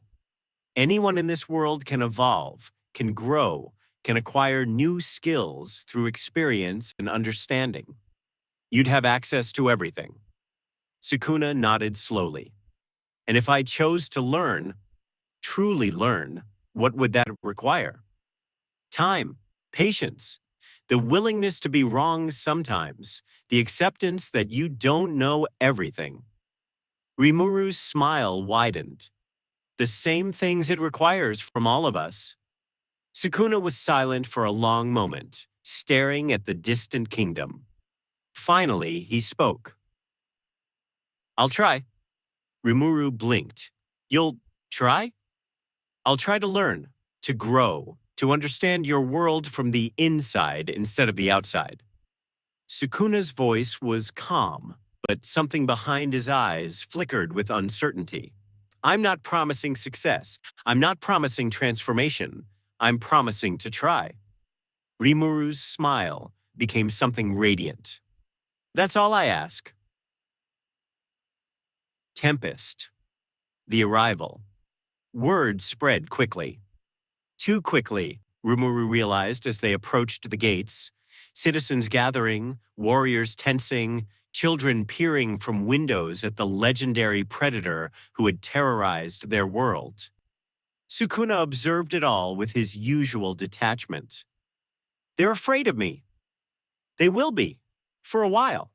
Rimuru kept walking, trusting Sukuna to follow. Fear doesn't disappear overnight. Trust takes time to build. And if I give them reason to fear, Then you prove that you haven't changed, that your promise means nothing. Rimuru glanced back at him. But I don't think you will. Sukuna's lips curved slightly. You have remarkable faith in someone who's killed thousands. I have remarkable faith in the power of growth. You've already started changing. I can feel it. The question is whether you'll let that change continue. They passed through the gates into the heart of Tempest. Sukuna looked around with obvious curiosity at the buildings, the markets, the beings going about their daily lives, at a world he could have destroyed but was now being invited to join. It's peaceful, he observed. It is. We worked hard to make it that way. And you're willing to share it with me. I'm willing to share it with anyone who wants to grow, anyone who wants to become more than what they've been. Rimuru stopped before the governance hall, turning to face Sukuna fully. That includes you. Sukuna regarded him for a long moment. Then he nodded slowly. Show me. The first lesson. Rimuru led him through the governance hall, explaining as they walked. The skill system is universal, but it's also personal.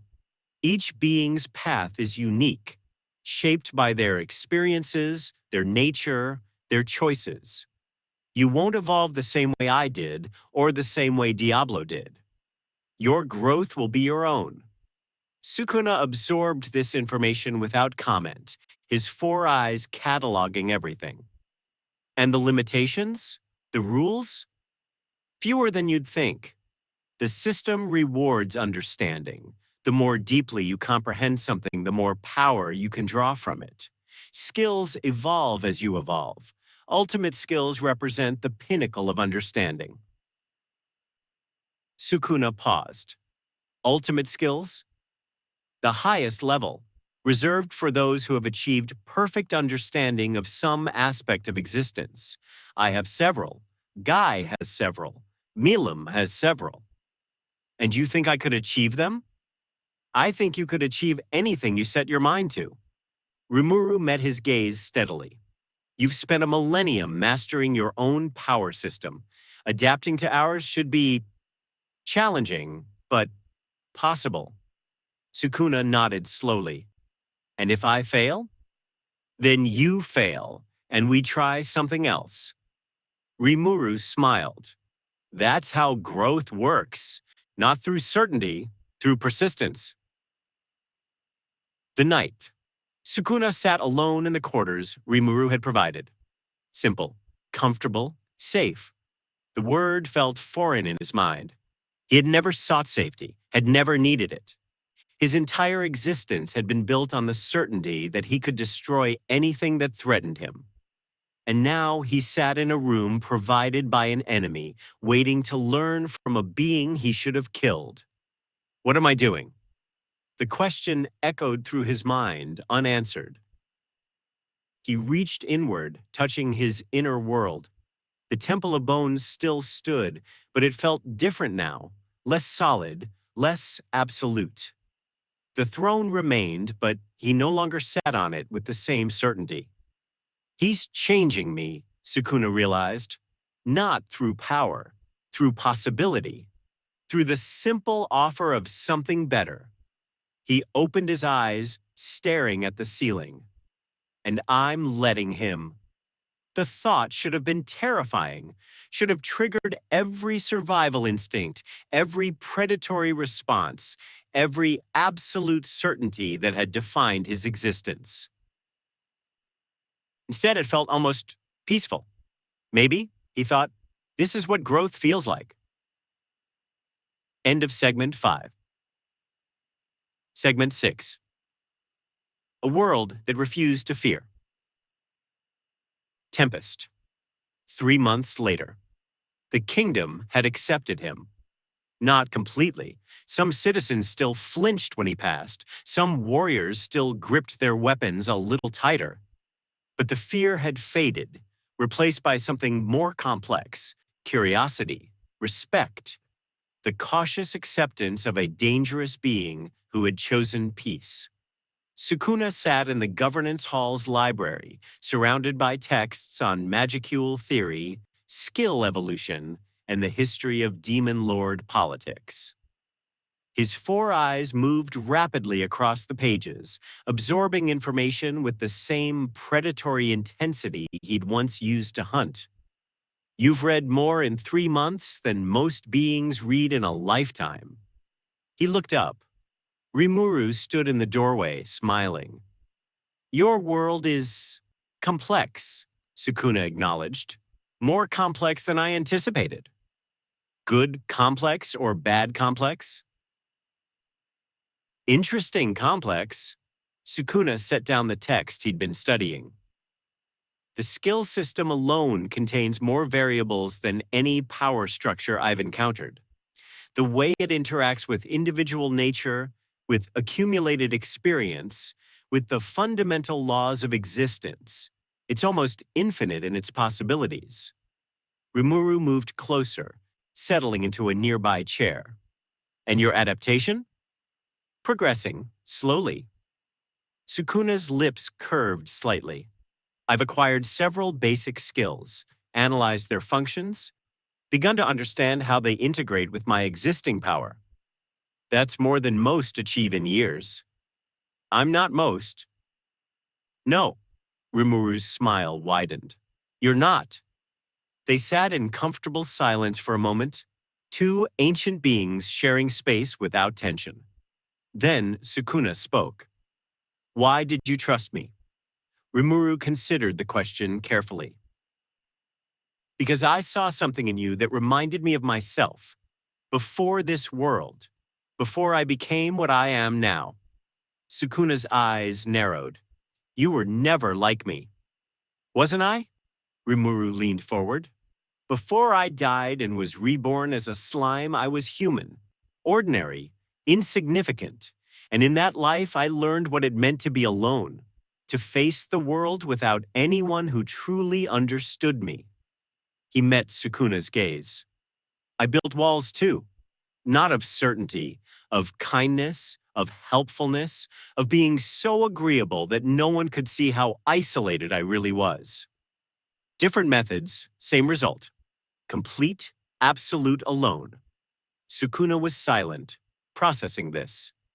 When I came to this world, Rimuru continued, I had a choice.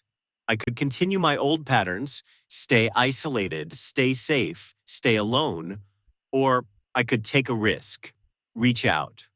Trust that connection was possible even for someone like me. He smiled. I chose to reach out, and everything changed. Sukuna regarded him for a long moment.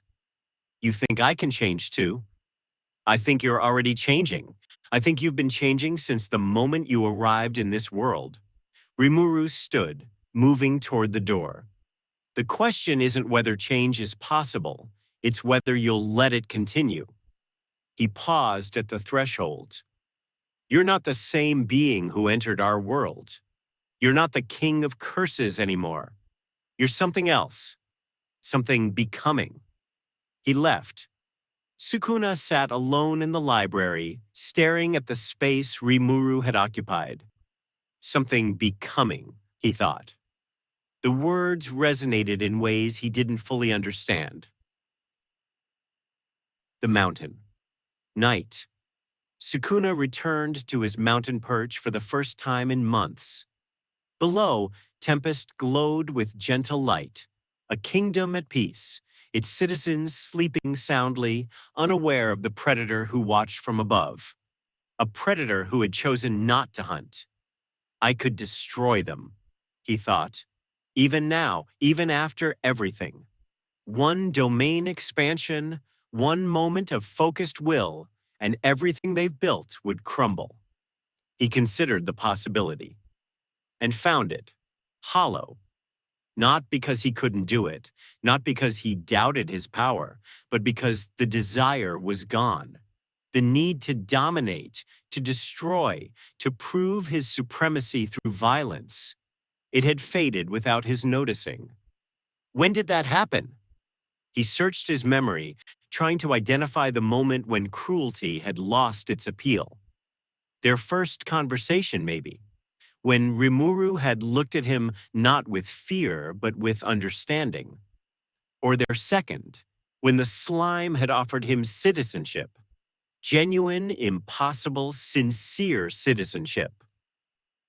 Or maybe it had been gradual, a slow erosion of certainty, replaced by something else, something that felt almost like purpose. He looked at his hands, hands that had killed thousands, hands that had never built anything. What would it feel like, he wondered again, to create something that outlasts me? For the first time, the question didn't terrify him. Tempest. Morning. Rimuru found him at the gates at dawn. I thought you might leave, Rimuru said quietly. Return to your old ways. Prove that change was impossible. I considered it. And? Sukuna was silent for a long moment, staring at the waking kingdom.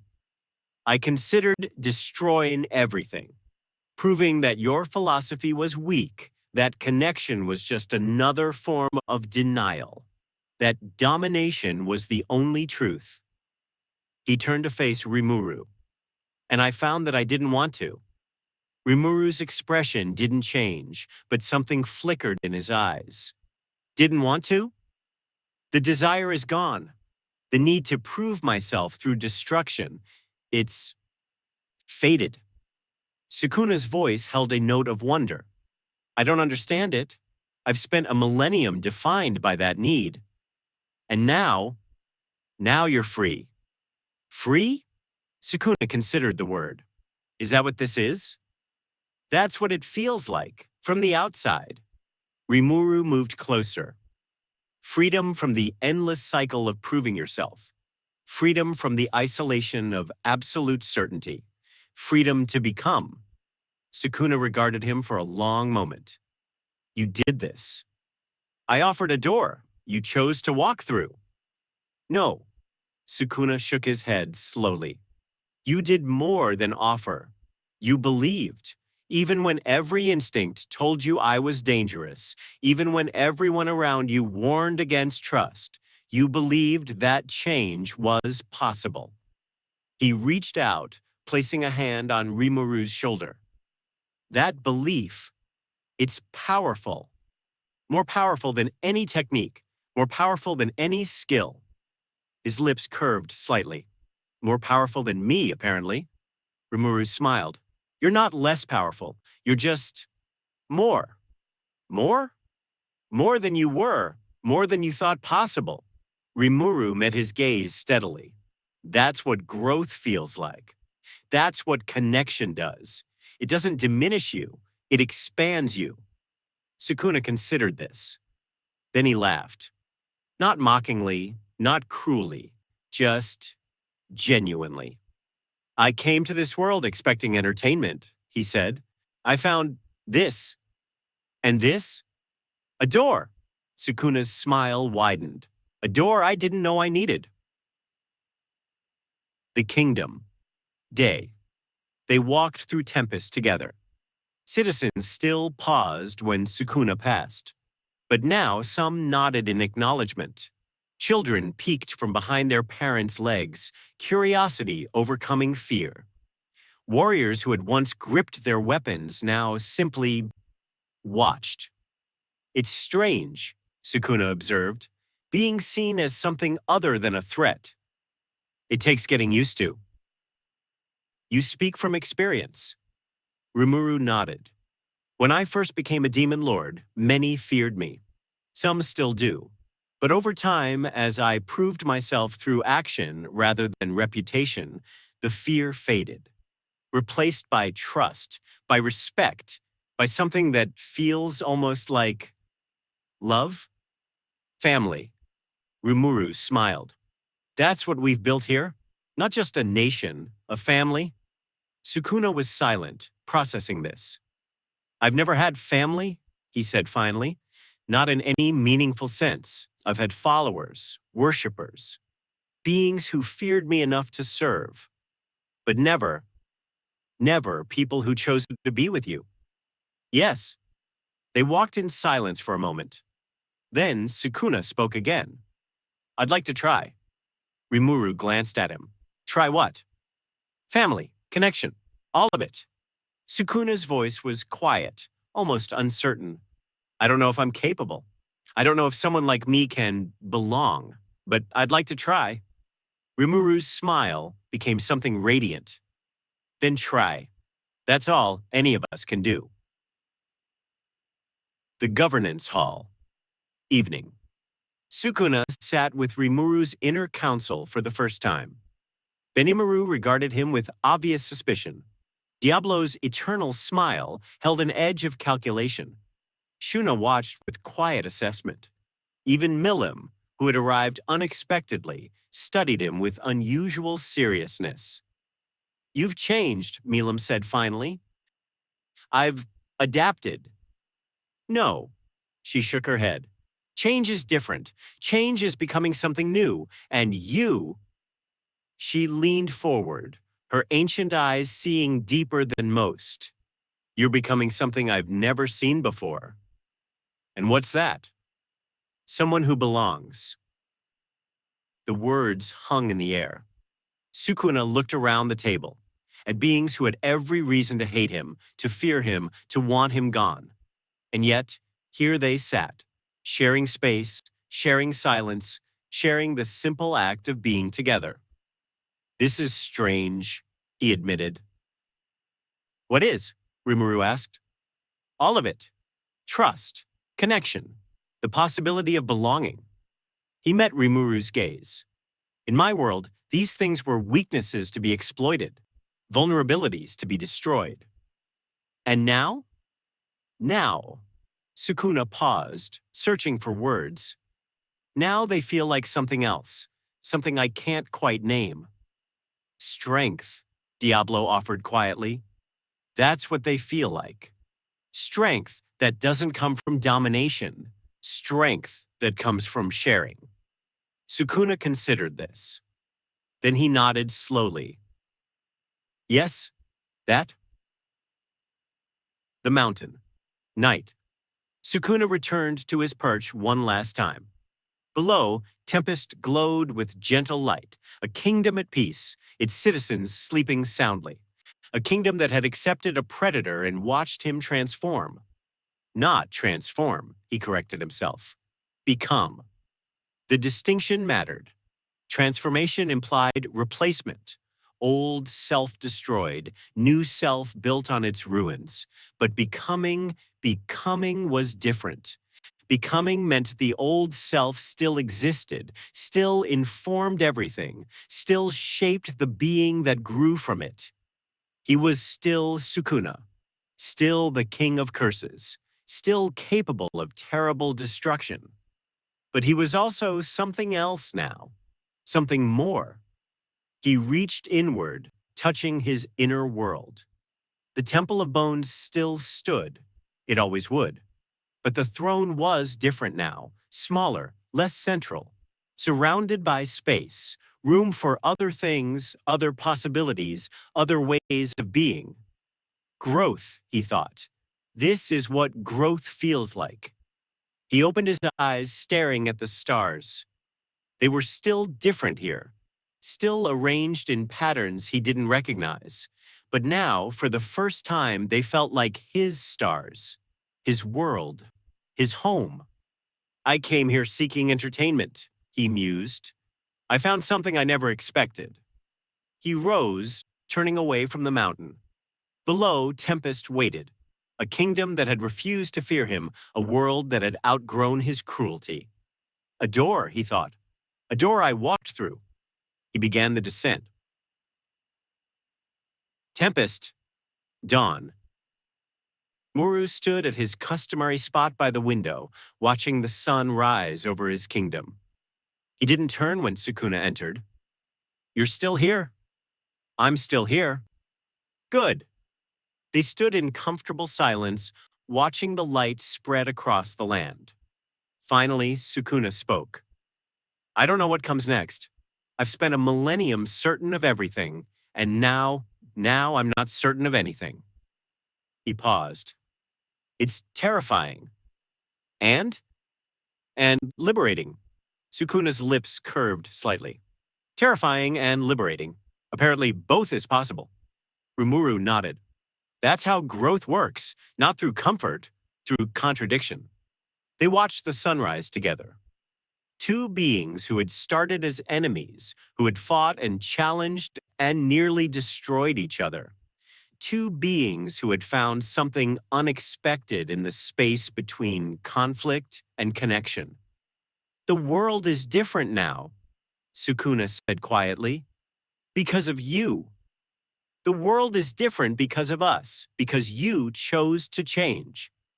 Sukuna considered this. Then he nodded slowly. Yes, I did. Epilogue. 1 year later. The Jura forest had changed. New growth covered the scars of old battles. Animals that had fled now returned. Beings who had once hidden now moved freely through territories that had been death traps. And at the center of it all, Tempest thrived. Sukuna stood at the edge of the training grounds, watching young monsters practice their forms. His presence no longer caused panic, now it caused attention. Young warriors sought his approval. Children wanted his stories. Even the elders who remembered his arrival with fear now nodded respectfully when he passed. You've become a teacher. He turned. Rimuru stood behind him, smiling. Apparently, I'm not sure how it happened. You started caring. Rimuru moved to stand beside him, watching the trainees. That's all it takes, caring about something other than yourself. Sukuna was silent for a moment. I never thought I could, he admitted. Caring, connecting, building something that might outlast me. He shook his head slowly. In my world, these things were weaknesses. In this world, they're strengths. Rimuru glanced at him. The strongest kind. They watched the trainees in comfortable silence. Then Sukuna spoke again. Thank you. Rimuru blinked. For what? For the door. For believing change was possible. He paused, searching for words. For seeing something in me that I couldn't see in myself. Rimuru smiled. That's what family does. Sukuna considered this. Then he nodded slowly. Yes, it does. Final shot. The sun set over Tempest.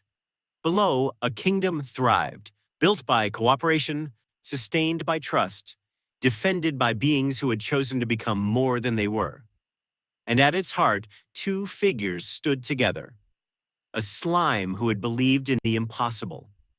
A king who had learned to become. The world turned. The stars emerged. And somewhere, in the space between what was and what could be, a door remained open. For anyone brave enough to walk through.